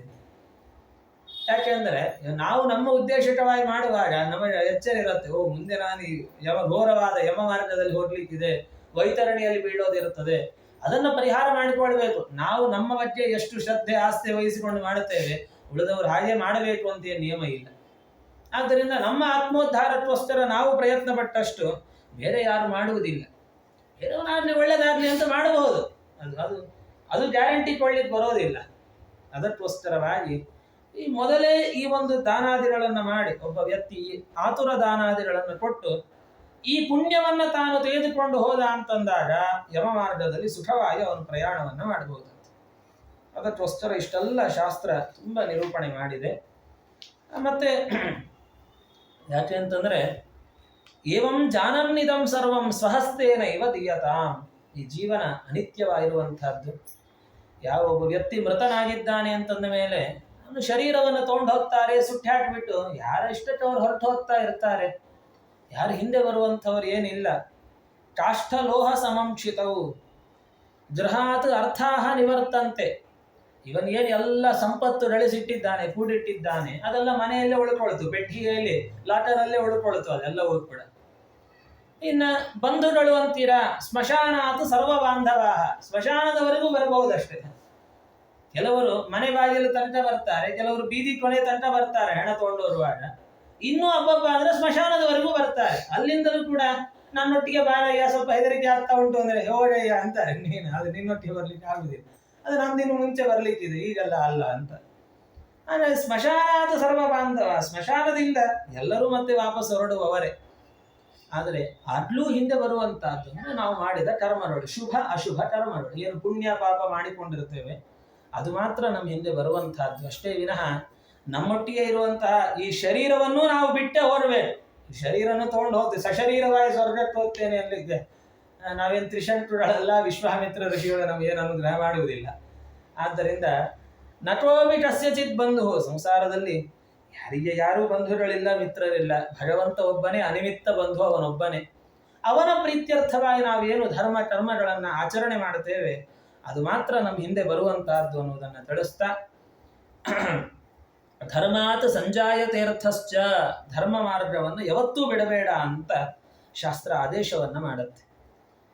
ಮತ್ತೆ ಒಬ್ಬ ವ್ಯಕ್ತಿ ತುಂಬಾ ಬಡವ ಇದ್ದ ಅಂತ ಇಟ್ಕೊಳ್ಳಿ, ಮತ್ತೆ ಇಷ್ಟೆಲ್ಲ ಹೇಳಿದ್ದಾರೆ, ಹಾಗಾದ್ರೆ ಸಾಲ ಮಾಡಿ ಮಾಡುವುದೇನೋ ಬೇಡ ಅಂತಂದ್ರು. ಎಲ್ಲಿ ಊರೆಲ್ಲ ಸಾಲ ಮಾಡಿ ದಾನ ಮಾಡು ಅಂತ ಹೇಳಲಿಲ್ಲ ಶಾಸ್ತ್ರ. ಹಾಗಂತ ಇದ್ದಿದ್ರಲ್ಲಿ ಲೋಭತನ ಮಾಡಬೇಡ ಅಂತ ಹೇಳಿತು. ಇದ್ರೂ ಕೂಡ ಅದನ್ನ ಲೋಭತನ ಎಲ್ಲ ಇರ್ಲಿ ಇರ್ಲಿ ಇರ್ಲಿ ಹೇಳಿಕೊಂಡು ಏನು ಇಲ್ಲದವನಂತೆ ಲೋಭತನ ಮಾಡಬೇಡ. ಧರ್ಮ ಏವ ಅಪವರ್ಗಾಯ, ಭಗವಂತನಿಗೆ ನಾವು ಭಕ್ತಿಯಿಂದ ಏನ್ ಕೊಡ್ತೇವೆ, ಪತ್ರಂ ಪುಷ್ಪಂ ಫಲಂ ತೋಯಂ ಯೋಮೇ ಭಕ್ತಿಯಾ ಪ್ರಯಚ್ಛತಿ, ಭಕ್ತಿಯಿಂದ ನಾವು ಏನು ಸಮರ್ಪಣೆ ಮಾಡುತ್ತೇವೆ ಭಗವಂತ ಅದನ್ನು ಸ್ವೀಕಾರ ಮಾಡುತ್ತಾನೆ. ಇದರಿಂದ ಆ ಜೀವನಿಗೆ ನಚೈವ ಉಪದ್ರವಾದಾತು ನವ ನರಕ ಯಾತನಾಹ. ಈ ಆತುರ ದಾನಗಳ ಬಗ್ಗೆ ತುಂಬ ಭಗವಂತ ಈ ಒಂದು ಅಧ್ಯಾಯದಲ್ಲಿ ತಾನು ನಿರೂಪಣೆಯನ್ನು ಮಾಡುತ್ತಾನೆ. ಅದು ಒಬ್ಬೊಬ್ಬರ ತುರಿತು ದಾನ ಮಾಡಿದ ಅಂದರೆ ತನ್ನ ತುರಿತು ಮಾಡಿಕೊಳ್ಳೋದಕ್ಕೂ ಹೆಚ್ಚಿನ ಪುಣ್ಯ ಇದೆ. ಅದರಲ್ಲೂ ತನ್ನವರನ್ನ ಕುರಿತು ಈ ಆತುರ ದಾನಾದಿಗಳನ್ನು ಮಾಡುತ್ತಾನಲ್ಲ, ಅದಕ್ಕೂ ಅಧಿಕ ಪುಣ್ಯವನ್ನು ಹೇಳುತ್ತಾ ಹೋಗ್ತಾರೆ. ತಂದೆ ಕುರಿತು ಮಾಡಿದರೆ ಇಷ್ಟು, ತಾಯಿಯ ಕುರಿತು ಮಾಡಿದರೆ ಇಷ್ಟು, ಅಥವಾ ಅಣ್ಣ ತಂಗಿಯರ ಅಂಥವರ ಕುರಿತು ಮಾಡಿದರೆ ಇಷ್ಟು. ಈ ರೀತಿಯಲ್ಲಿ ಅದಕ್ಕೂ ಹೆಚ್ಚಿನ ಒಂದು ಪುಣ್ಯವನ್ನು ಶಾಸ್ತ್ರಕಾರರು ತಿಳಿಸಿಕೊಟ್ಟಿದ್ದಾರೆ. ಇದೆಲ್ಲ ಹೇಳುವಾಗ ಗರುಡ ದೇವರು ಕೇಳ್ತಾರೆ, ಒಬ್ಬ ವ್ಯಕ್ತಿಗೆ ಇನ್ನೇನು ಮರಣಕಾಲ ತುಂಬಾ ಸಮೀಪಿಸಿ ಬಿಟ್ಟಿದೆ, ಅಂದ್ರೆ ಇನ್ನೇನು ಕೆಲವೇ ನಿಮಿಷಕ್ಕೆ ದೇಹತ್ಯಾಗ ಆಗುತ್ತೆ, ಆವಾಗ ಏನ್ ಮಾಡಬೇಕು? ಅಂಥ ಸಂದರ್ಭದಲ್ಲಿ ಅವರಿಗೆ ಮನೆಯ ಹೊರಗಡೆ ಏನು ತುಳಸಿ ವೃಂದಾವನ ಇರುತ್ತಲ್ಲ, ಆ ತುಳಸಿ ಸನ್ನಿಧಾನದಲ್ಲಿ ಗೋಮಯದಿಂದ ಮಂಡಲವನ್ನು ಮಾಡಬೇಕಂತೆ. ಮೊದಲು ಮನೆ ಮುಂದೆ ತುಳಸಿ ಅನ್ನೋದು ಅತ್ಯವಶ್ಯಕ ಅಂತ ಅರ್ಥ. ತುಳಸಿ ಇಲ್ಲದೆ ಇದ್ರೆ ಅದು ಮನೆಯೇ ಅಲ್ಲ. ಆಲಯಕ್ಕೆ ಭೂಷಣವು ತುಳಸಿ ವೃಂದಾವನವು, ಪುರಂದರದಾಸರು ಹೇಳಿದ್ರಲ್ಲ. ಮನೆಗೆ ನಿಜವಾದ ಅಲಂಕಾರ ಯಾವುದು? ಯಾವುದೋ ಒಳ್ಳೆ ಟೈಲ್ಸ್ ಹಾಕ್ಸಿದ್ದೇನೆ, ವುಡ್ ವರ್ಕ್ ಮಾಡಿಸಿದ್ದೇನೆ, ಅದಲ್ಲ. ಮನೆ ಮುಂದೆ ತುಳಸಿ ಇದೆಯಾ ಇಲ್ಲ ಲೆಕ್ಕಾಚಾರ. ಆಗ ಈ ತುಳಸಿ ವೃಂದಾವನ ಇದು ಇರಲೇಬೇಕು. ಎಲ್ಲಿ ತುಳಸಿ ಇರುತ್ತೆ, ತುಳಸಿ ಚೆನ್ನಾಗಿ ಬೆಳೆದಿದೆ ಅಂದ್ರೆ ಆ ಮನೆ ಅದು ಕೇವಲ ಮನೆ ಅಲ್ಲ, ಅದೊಂದು ತೀರ್ಥಕ್ಷೇತ್ರ ಇದ್ದ ಹಾಗೆ ಅಂತಾರೆ ಶಾಸ್ತ್ರಕಾರರು. ಅಷ್ಟು ಪಾವಿತ್ರ್ಯ ಮನೆಯಲ್ಲಿ, ಅಷ್ಟು ದೇವರ ಸನ್ನಿಧಾನ ಅಲ್ಲಿ ಅಷ್ಟಿರ್ತದೆ ಅಂತ ಅರ್ಥ. ಹಾಗಾಗಿ ತುಳಸಿಯಲ್ಲಿ ಎಲ್ಲ ದೇವತೆಗಳು ಇರ್ತಾರೆ. ಯನ್ಮೂಲೆ ಸರ್ವತೀರ್ಥಾನಿ ಯನ್ಮಧ್ಯೆ ಸರ್ವ ದೇವತಾ ಯದಗ್ರೆ ಸರ್ವ ವೇದಾಶ್ಚ ತುಳಸಿತ್ವಾಂ ನಮಾಮ್ಯಹಂ. ಆದ್ದರಿಂದ ಅಂತಹ ತುಳಸಿ ಸನ್ನಿಧಾನದಲ್ಲಿ ದೇಹತ್ಯಾಗ ಮಾಡಬೇಕಂತ. ಮನೆ ಒಳಗಡೆ ಸಾಯೋ ಹಾಗಿಲ್ಲ, ಅದು ಹೀನವಾದ ಮರಣ. ಅಥವಾ ಇನ್ನೆಲ್ಲೋ ಆಸ್ಪತ್ರೆಯಲ್ಲಿ ಅಥವಾ ಮಂಚದ ಮೇಲೆ ಬಿದ್ದು ಸಾಯುವಂತಹದ್ದು ಪ್ರಶಸ್ತ ಅಲ್ಲ. ಅದು ಯದ್ಯಪಿ ಶಾಸ್ತ್ರಕಾರ ಹೇಳೋದು ಯಾವುದಾದ್ರೂ ಸಮೀಪದಲ್ಲಿ ಕ್ಷೇತ್ರ ಇದ್ರೆ ಅಲ್ಲಿ ಹೋಗಿ ದೇಹತ್ಯಾಗ ಮಾಡು ಅಂತ. ಇಲ್ಲ, ಇದ್ದಕ್ಕಿದ್ದಾನೆ ಮರಣ ಬಂತು, ಯಾವ ಕ್ಷೇತ್ರಕ್ಕೆ ಹೋಗ್ಲಿಕ್ಕೆ ಆಗೋಲ್ಲ, ಅಂತಹ ಸಮಯದಲ್ಲಿ ಮನೆ ಮುಂದೆ ಇರೋ ತುಳಸಿನೇ ಕ್ಷೇತ್ರ. ಆ ತುಳಸಿಯ ನೆರಳಿನಲ್ಲಿ ದೇಹತ್ಯಾಗವನ್ನು ಮಾಡಬೇಕು. ಅದು ಕ್ಷೇತ್ರವಾಸದ ಅಲ್ಲಿ ಮರಣದ ಒಂದು ಪುಣ್ಯವೇ ಕೊಡತ್ತೆ ಅನುಸಂಧಾನ ಇದ್ರೆ. ಆ ರೀತಿ ಅಂತಹ ತುಳಸಿ ಸನ್ನಿಧಾನದಲ್ಲಿ ಗೋಮಯದಿಂದ ಚೆನ್ನಾಗಿ ಮಂಡಲಂ ಗೋಮಯೇನತು, ಮಂಡಲವನ್ನ ಮಾಡಬೇಕಂತೆ. ದೊಡ್ಡದಾಗಿ ಸಾರಿಸ್ಬೇಕು, ಮಂಡಲ ಚೆನ್ನಾಗಿ ಸಾರಿಸ್ಬೇಕು ಆ ಪ್ರದೇಶವನ್ನೆಲ್ಲ. ಯಾಕಂದ್ರೆ ಎಲ್ಲಿ ಗೋಮಯದಿಂದ ಸಾರಿಸಿರ್ತಾರೆ ಆ ಪ್ರದೇಶದಲ್ಲಿ ಯಾವ ಈ ಭೂಮಿಯಲ್ಲಿರುವ ದುಷ್ಟ ಶಕ್ತಿಗಳು ಆಕ್ರಮಣ ಮಾಡುವುದಿಲ್ಲ. ಅದಕ್ಕೋಸ್ಕರ ಗೋಮಯದಿಂದ ಚೆನ್ನಾಗಿ ಸಾರಿಸ್ಬೇಕು. ಮಂಡಲ ಇಲ್ಲ ಅಂದ್ರೆ ಯಾವ ಕೆಲಸ ಮಾಡ್ಲಿಕ್ಕಿಲ್ಲ. ನೋಡಿ, ಊಟಕ್ಕೆ ಕೊಡ್ಬೇಕು, ಎಲೆ ಕಳೆ ಮಂಡಲ ಮಾಡ್ಕೊಳ್ಳೇಬೇಕು. ನಾವು ಪೂಜೆ ಕೊಡಬೇಕು, ದೇವರ ಕೊಡೋ ಕಡೆ ಗೋಮಯದಿಂದ ಸಾರಿಸಿರಲೇಬೇಕು, ದೇವರನ್ನ ಇಡೋ ಕಡೆ. ಹೀಗೆ ಅನೇಕ ವಿಷಯಗಳಿಗೆ ಗೋಮಯದಿಂದ ಮಂಡಲ. ಗೋಮಯ ಅನ್ನೋದು ನಮ್ಮ ಪ್ರತಿನಿತ್ಯದ ಅನೇಕ ಕಾರ್ಯಗಳಿಗೆ ಬೇಕಾಗುವಂತಹ ಒಂದು ಸಂಗತಿ. ಅದು ಯಾವಾಗೋ ಬೇಕು ಅಂತಂದಾಗ ಅಂಗಡಿಯಿಂದ ತಂದ್ಕೊಳ್ಳೋದು, ಪ್ರತಿನಿತ್ಯದ ಬೇಕು. ಗೋಮಯ ಇಲ್ಲದೆ ಇದ್ರೆ ನಮ್ಮ ದೈನಂದಿನ ಕೆಲಸವೇ ಇಲ್ಲ. ಏನು ನಿತ್ಯ ಕಾರ್ಯಗಳಿಗೆ ಎಲ್ಲ ಪೇಸ್ಟು, ಸೋಪು, ಎಣ್ಣೆ ಎಲ್ಲ ಬೇಕಾಗ್ತದೆ. ಗೋಮಯವೂ ಹಾಗೆ. ಗೋಮಯ ಹಚ್ಚಿಕೊಂಡೇ ಸ್ನಾನ ಮಾಡ್ತಿದ್ರು ಪ್ರಾಚೀನರೆಲ್ಲ. ಎಲ್ಲ ಸೋಪು ಇವೆಲ್ಲ ಇವತ್ತು ಬಂತು, ಹಿಂದೆ ಏನಿತ್ತು ಹೇಳಿ. ಶುದ್ಧವಾದ ಗೋಮಯ ಮೈಯೆಲ್ಲ ಹಚ್ಚಿಕೊಂಡು ಸ್ನಾನ ಮಾಡ್ತಿದ್ರು. ಅದಕ್ಕೆ ಒಳ್ಳೆ ಯಾವ ಚರ್ಮ ರೋಗ ಬರ್ತಿದ್ದಿಲ್ಲ. ಇವತ್ತು ಮತ್ತೆ ಬೀದಿ ಒಬ್ಬ ಡೆರ್ಮಟಾಲಜಿಸ್ಟ್ ಇದ್ದಾರೆ ಮತ್ತೆ. ಯಾಕೆಂದ್ರೆ ಈ ಸೋಪು ಹಚ್ಚಲಿ ಶುರು ಮಾಡಿದ್ದೀವಿ ಎಲ್ಲ ಬಿಟ್ಟು. ಅಂತೂ ಗೋಮಯಕ್ಕೆ ಅಷ್ಟು ಪ್ರಾಶಸ್ತ್ಯ ಕೊಟ್ಟಿದ್ದಾರೆ. ಗೋಮಯದಿಂದ ಚೆನ್ನಾಗಿ ಮಂಡಲವನ್ನ ಮಾಡಿ ಅಲ್ಲಿ ದರ್ಭೆಗಳನ್ನ ಹಾಸಬೇಕಂತ. ಎಲ್ಲ ದರ್ಭೆಗಳನ್ನು ಹರಡಬೇಕು. ಯಾವುದೋ ಪ್ಲಾಸ್ಟಿಕ್ ಚಾಪೆ ಹಾಕುವುದಲ್ಲ, ಅದು ಪ್ರಶಸ್ತ ಅಲ್ಲ. ದರ್ಭೆಗಳನ್ನು ಹರಡಬೇಕು. ದರ್ಭೆನೂ ಮನೆಯಲ್ಲಿ ಯಾವಾಗಲೂ ಇಟ್ಕೊಂಡಿರಬೇಕು. ಪ್ರತಿಯೊಂದು ಕರ್ಮಕ್ಕೂ, ಶುಭ ಕರ್ಮ ಇರಲಿ ಅಶುಭ ಕರ್ಮ ಇರಲಿ, ದರ್ಭೆ ಅನ್ನೋದು ಅವಶ್ಯಕ ಎಲ್ಲದಕ್ಕೂ. ಆದ್ದರಿಂದ ಸದಾ ದರ್ಭೆ ಇರಲೇಬೇಕು. ಅದು ಹೆದರಿಕೊಳ್ಳುವ ಸಂಗತಿ ಅಲ್ಲ. ಅದು ದರ್ಭೆ ಹಾಸಿ ಎಳ್ಳು ಹಾಕಬೇಕು ಎಲ್ಲ ಕಡೆ. ಎಳ್ಳಿರೋ ಕಡೆನೂ ದೈತ್ಯರು ಬರೋದಿಲ್ಲ. ಅದಕ್ಕೋಸ್ಕರ ಎಳ್ಳು ಹಾಸಿ ಆ ತುಳಸಿಯ ಮೇಲೆ ಒಂದು ಚಿಕ್ಕ ಮಣೆ ಇಟ್ಟು ಅದರ ಮೇಲೆ ಶಾಲಗ್ರಾಮ ಶಿಲೆಯನ್ನು ಇಡಬೇಕು. ಹೀಗೆ ಏನು ಮಂಡಲ ಎಲ್ಲ ಮಾಡಿರ್ತಾರಲ್ಲ ಅಲ್ಲಿ ಅವರನ್ನು ತಂದು ಮಲಗಿಸ್ಬೇಕು. ಮರಣ ಹೊಂದುವ ವ್ಯಕ್ತಿಯನ್ನು ಇನ್ನೇನು ಕೆಲವು ನಿಮಿಷ ದೇಹತ್ಯಾಗ ಆಗತ್ತೆ, ಸಾಯೋ ಕ್ಷಣ ಬಂದಿದೆ, ಅವರನ್ನು ಅಲ್ಲಿ ತಂದು ಮಲಗಿಸ್ಬೇಕಂತೆ. ಹಾಗೆ ತತ್ ಸನ್ನಿಧಾನ ಮರಣಾತ್, ಆ ಶಾಲಗ್ರಾಮದ ತೀರ್ಥವನ್ನ ಅಥವಾ ಆ ತುಳಸಿಯ ತೀರ್ಥವನ್ನ ಇವರ ಬಾಯಲ್ಲಿ ಹಾಕಬೇಕು. ಅಥವಾ ಗಂಗಾ ಥಾಲಿ ಇತ್ತು ಮನೆಯಲ್ಲಿ, ಅದನ್ನು ಒಡೆದು ಅವ್ರ ಬಾಯಲ್ಲಿ ಹಾಕಬೇಕು. ಗಂಗೆ ಅಂದ್ರೆ ಹರಿಪಾದೋದಕವೇ, ಬೇರೆ ಅಲ್ಲ. ಅದು ತ್ರಿವಿಕ್ರಮ ದೇವರ ಪಾದೋದಕವೇ ಗಂಗೆಯಾಗಿ ಹರಿದು ಬಂದಿರುವಂತಹದ್ದು. ಅದಕ್ಕೋಸ್ಕರ ಗಂಗಾ ತೀರ್ಥ ಅದು ದೇವರ ಪ್ರತ್ಯಕ್ಷ ಪಾದೋದಕ. ಅದು ಅಥವಾ ಮನೆಯಲ್ಲೇ ಶಾಲಗ್ರಾಮಕ್ಕೆ ಅಭಿಷೇಕ ಮಾಡಿದ್ದೇವೆ, ತೀರ್ಥ ಇದೆ, ತಂದವರ ಬಾಯಲ್ಲಿ ಹಾಕಬೇಕು ಆ ಸಮಯದಲ್ಲಿ. ಮತ್ತೆ ಅವರಿಗೆ ವಿಶೇಷ ಹರಿನಾಮ ಸ್ಮರಣೆ ಮಾಡಿಸ್ಬೇಕು. ಅವರು ಮಾಡ್ತಾ ಇರಬೇಕು. ಒಂದೊಮ್ಮೆ ಅವರು ಮಾಡೋ ಪರಿಸ್ಥಿತಿಯಲ್ಲಿ ಇರಲಿಲ್ಲ ಅಂತಂದ್ರೆ ಅಚ್ಚಪಟ್ಟ ಕೂತಿರುವವರಾದರೂ ಅವರು ವಿಶೇಷ ಹರಿಸ್ಮರಣೆಯನ್ನು ಮಾಡಿಸ್ತಾ ಇರಬೇಕಂತ. ಅವ್ರು ಹಾಗೆ ಉಪವಾಸದಲ್ಲಿದ್ದು ದೇವರ ಚಿಂತನೆಯನ್ನು ಮಾಡುತ್ತಾ, ಅದು ವಿಷ್ಣು ಸಹಸ್ರನಾಮ ಇರಲಿ ಅಥವಾ ಉಪನಿಷತ್ತುಗಳಿರಲಿ ಅಥವಾ ಭಗವದ್ಗೀತೆ ಆಗಿರಬಹುದು ಅಥವಾ ಶ್ರೀಮದ್ ಭಾಗವತ, ಅಂತ್ಯಕಾಲದಲ್ಲಿ ಒಂದು ಶ್ಲೋಕ ಆದರೂ ಭಾಗವತ ಶ್ರವಣ ಮಾಡಿ ದೇಹತ್ಯಾಗ ಮಾಡಿ ಅಂದಿದ್ದಾರೆ. ಅದು ಭಾರಿ ಪುಣ್ಯಾತ್ಮರ ಮರಣ ಅಂತ. ಶ್ಲೋಕಾರ್ಧಂ ಶ್ಲೋಕಪಾದಂ ವಾ ಯಹ ಅಂತೆ ಭಾಗವತಂ ಪಠೇತ್, ಅವರಿಗೆ ಸಾಯುಜ್ಯ ಮೋಕ್ಷ ಆಗತ್ತೆ ಅಂತ ತಿಳಿಸಿದ್ದಾರೆ. ಅದಕ್ಕೋಸ್ಕರ ಗಂಗಾ ಸ್ಮರಣೆಯನ್ನು ಮಾಡಬೇಕು. ಅವರು ವಿಶೇಷವಾಗಿ ಗಂಗೆಯ ಚಿಂತನೆ, ದೇವರ ಆ ಸ್ಮರಣೆಯೊಂದಿಗೆ ಅವರು ಭಾಗವತಾದಿಗಳ ಶ್ರವಣ ಮಾಡುತ್ತಾ ದೇವರ ಗುಣಚಿಂತನೆ ನಾಮಸ್ಮರಣೆಯನ್ನು ಮಾಡುತ್ತಾ ಶರೀರವನ್ನು ಬಿಡಬೇಕಂತ. ಇಂಥ ಮರಣ ಯಾರಿಗೆ ಸಿಗತ್ತೆ ತುಂಬ ದುರ್ಲಭ, ಅದು ಎಲ್ಲರಿಗೂ ಬರುವುದಿಲ್ಲ. ಅದು ಹಾಗೆ ಸಿಕ್ಕಾಗ ಅದು ಒಳ್ಳೆ ಪುಣ್ಯಾತ್ಮ ಅಂತ ಅರ್ಥ. ಅದು ಒಳ್ಳೆ ಸದ್ಗತಿಯನ್ನೇ ಹೊಂದುವುದು, ಯಾವ ಸಂಶಯವೇ ಬೇಡ. ಈ ರೀತಿಯಲ್ಲಿ ದೇಹತ್ಯಾಗವನ್ನು ಮಾಡಬೇಕು. ಮತ್ತೆ ಇಂಥ ಅಂದ್ರೆ ದೇಹತ್ಯಾಗ ಆದಾಗ ಅವರು ಪುಣ್ಯಾತ್ಮರ ಪ್ರಾಣ ಊರ್ಧ್ವದ್ವಾರದಿಂದ ಹೋಗುವಂತಹದ್ದಾಗತ್ತೆ. ಇನ್ನೂ ಪುಣ್ಯ ಮಾಡಿದ್ರು ಕೊನೆಯ ಜನ್ಮ ಇತ್ತು ಅಂದ್ರೆ ಬ್ರಹ್ಮರಂಧ್ರ ಒಡೆದು ದೇಹತ್ಯಾಗ ಆಗುತ್ತೆ ಅವ್ರಿಗೆ. ಎಲ್ಲರಿಗೂ ಅದು ಸಿಗೋದಿಲ್ಲ. ಎಲ್ಲೋ ಕೋಟಿಗಲ್ಲ, ಅನಂತ ಕೋಟಿಗೆ ಒಬ್ಬರಷ್ಟೇ, ಅದು ಎಲ್ಲರಿಗೂ ಸಿಗೋದಿಲ್ಲ. ಅದು ಪುಣ್ಯಾತ್ಮರು ಇನ್ನೂ ಮತ್ತೆ ಭೂಮಿ ಹುಟ್ಲಿಕ್ಕಿದ್ದಾರೆ, ಯಾವುದೋ ಒಂದು ಉತ್ತಮ ಊರ್ಧ್ವದ್ವಾರದಿಂದ ಅವರ ಪ್ರಾಣ ಹೋಗುತ್ತೆ. ಪಾಪಿಗಳಾದರೆ ಅಧೋದ್ವಾರದಿಂದ ಹೋಗುವಂತಹದ್ದು. ಹೀಗೆ ದೇಹತ್ಯಾಗ ಆದ ಮೇಲೆ ಮುಂದೆ ಆ ಶರೀರವನ್ನ ಅದು ತೋಂಡೈ ದಹನಾದಿಗಳನ್ನು ಮಾಡುತ್ತಾರೆ. ಅದನ್ನು ಮುಂದೆ ದಹನದ ವಿಧಿಗಳು ಅದು ಇದೆಲ್ಲ ಮುಂದಿನ ಅಧ್ಯಾಯಗಳಲ್ಲಿ ಹೇಳುತ್ತಾರೆ. ಅದೆಲ್ಲ ಪುರೋಹಿತರಿಗೆ ಸಂಬಂಧಪಟ್ಟಂತಹ ವಿಚಾರ, ನಿಮಗೆ ಹೆಚ್ಚಿಗೆ ಬೇಕಾಗುವುದಿಲ್ಲ. ಅದರಲ್ಲಿ ನಿಮಗೆ ಬೇಕಾಗುವ ಕೆಲವು ಸಂಗತಿಗಳನ್ನಷ್ಟೇ ಹೇಳುವುದಾದರೆ, ಈ ಯಾರು ಮೃತರಾದಾಗ ಮಕ್ಕಳಾದಂಥವರು ತದಾ ಶೋಕಂ ಪರಿತ್ಯಜ್ಯ, ಅಳತಾ ಕೂತ್ಕೊಳ್ಬಾರದಂತ, ಮೊದಲು ದುಃಖವನ್ನು ಬಿಟ್ಟು ಅವರ ಅಂತ್ಯ ಸಂಸ್ಕಾರಗಳನ್ನು ಮೊದಲು ಮಾಡಬೇಕು. ತಕ್ಷಣ ಕ್ಷೌರ ಮಾಡಿಸ್ಕೊಳ್ಬೇಕು. ಅಂದರೆ ಪಿತೃಗಳು, ಅಂದರೆ ತನ್ನ ತಂದೆ ಅಥವಾ ತಾಯಿ ಯಾರು ಮೃತರಾಗಿರ್ತಾರೆ, ತಕ್ಷಣ ಅವರು ಕ್ಷೌರ ಕರ್ಮವನ್ನು ಮಾಡಿಸಲೇಬೇಕು ಅಂತ ಅರ್ಥ. ಅದು ವಿಧಿ. ಅದು ಯಾರು ಕ್ಷೌರ ಮಾಡಿಸ್ಕೊಳ್ಳೋದಿಲ್ಲ ಅವನನ್ನು ಪುತ್ರ ಅಂತ ಕರಿಬೇಡಿ ಅಂತಾರೆ ವೇದವ್ಯಾಸದೇವರು. ಇವತ್ತು ಬಂದುಬಿಟ್ಟಿದೆ, ಏನೋ ಸುಮ್ಮನೆ ಮೋಜಿಗೆ ಹೋಗಿ ಕೂದಲು ತೆಗೆಯುವುದು ಅಂದ್ರೆ ತಲೆನೇ ತೆಗೆಯುವುದು ಅಂತ ಹೇಳ್ಬಿಟ್ಟಿದ್ದಾರೆ. ಆ ರೀತಿ ಅಷ್ಟು ಫೀಲ್ ಆಗ್ತಾರೋ. ಇಲ್ಲ, ತಂದೆ ತಾಯಿಗಳು ಮೃತರಾದಾಗಾದ್ರೂ ಕ್ಷೌರ ಮಾಡಿಸಿಲ್ಲ ಅಂತಂದ್ರೆ ಇನ್ಯಾಕೆ ಮಕ್ಕಳು ಅಂತಿರೋದು ಯಾಕೆ? ಅದು ಹೇಳ್ತಾರೆ, ಅವಶ್ಯವಾಗಿ ಕ್ಷೌರ ಕರ್ಮ ಮಾಡಿಸಿಕೊಂಡು ಆ ಏನು ಶವ ಇರುತ್ತದೆ, ಶವಕ್ಕೆ ನೂತನ ವಸ್ತ್ರಗಳನ್ನು ತಂದು ಆಚ್ಛಾದನ ಮಾಡಿ ಅವರಿಗೆ ಸ್ನಾನಾದಿಗಳನ್ನು, ಶುದ್ಧವಾದ ಹತ್ತಿರದಲ್ಲಿ ಏನಾದರೂ ನದಿ ಸರೋವರ ಏನಾದರೂ ಇತ್ತು ಅಥವಾ ಏನಿಲ್ಲ, ಶುದ್ಧವಾದ ಜಲ ತಂದು ಸ್ನಾನಾದಿಗಳನ್ನು ಮಾಡಿಸಿ ಅವರಿಗೆ ಒಳ್ಳೆ ಗೋಪೀಚಂದನದ ಮೃತ್ತಿಗೆ ಎಲ್ಲ ಹಚ್ಚಿ, ತುಳಸಿ ಮೃತ್ತಿಗೆ ಎಲ್ಲ ಹಚ್ಚಿ ಅದಕ್ಕೆ ತುಳಸಿ ಆದಿಗಳನ್ನು ಅಥವಾ ಪುಷ್ಪಾದಿಗಳನ್ನು ಹಾಕಿ, ಅಂದರೆ ಈ ಶರೀರ ಏನಿದೆಯಲ್ಲ ಇದು ಒಂದು ಸಮಿಧೆ ಇದ್ದ ಹಾಗೆ. ಈ ಸಮಿಧೆಯನ್ನ ಅಗ್ನಿಯಲ್ಲಿ ನಾವು ಸಮರ್ಪಣೆ ಮಾಡ್ತಾ ಇದ್ದೇವೆ. ಇದೊಂದು ಹೋಮ, ಅದು ನಾರಾಯಣನಿಗೆ ಸಮರ್ಪಣೆ ಮಾಡ್ತಾ ಇದ್ದೇವೆ ಅಂತ ಅರ್ಥ. ಆ ನಿಟ್ಟಿನಲ್ಲಿ ಭಗವಂತನಿಗೆ ಈ ಒಂದು ದೇಹವನ್ನ ಸಮರ್ಪಣೆಯನ್ನು ಮಾಡುವಂತಹದ್ದು.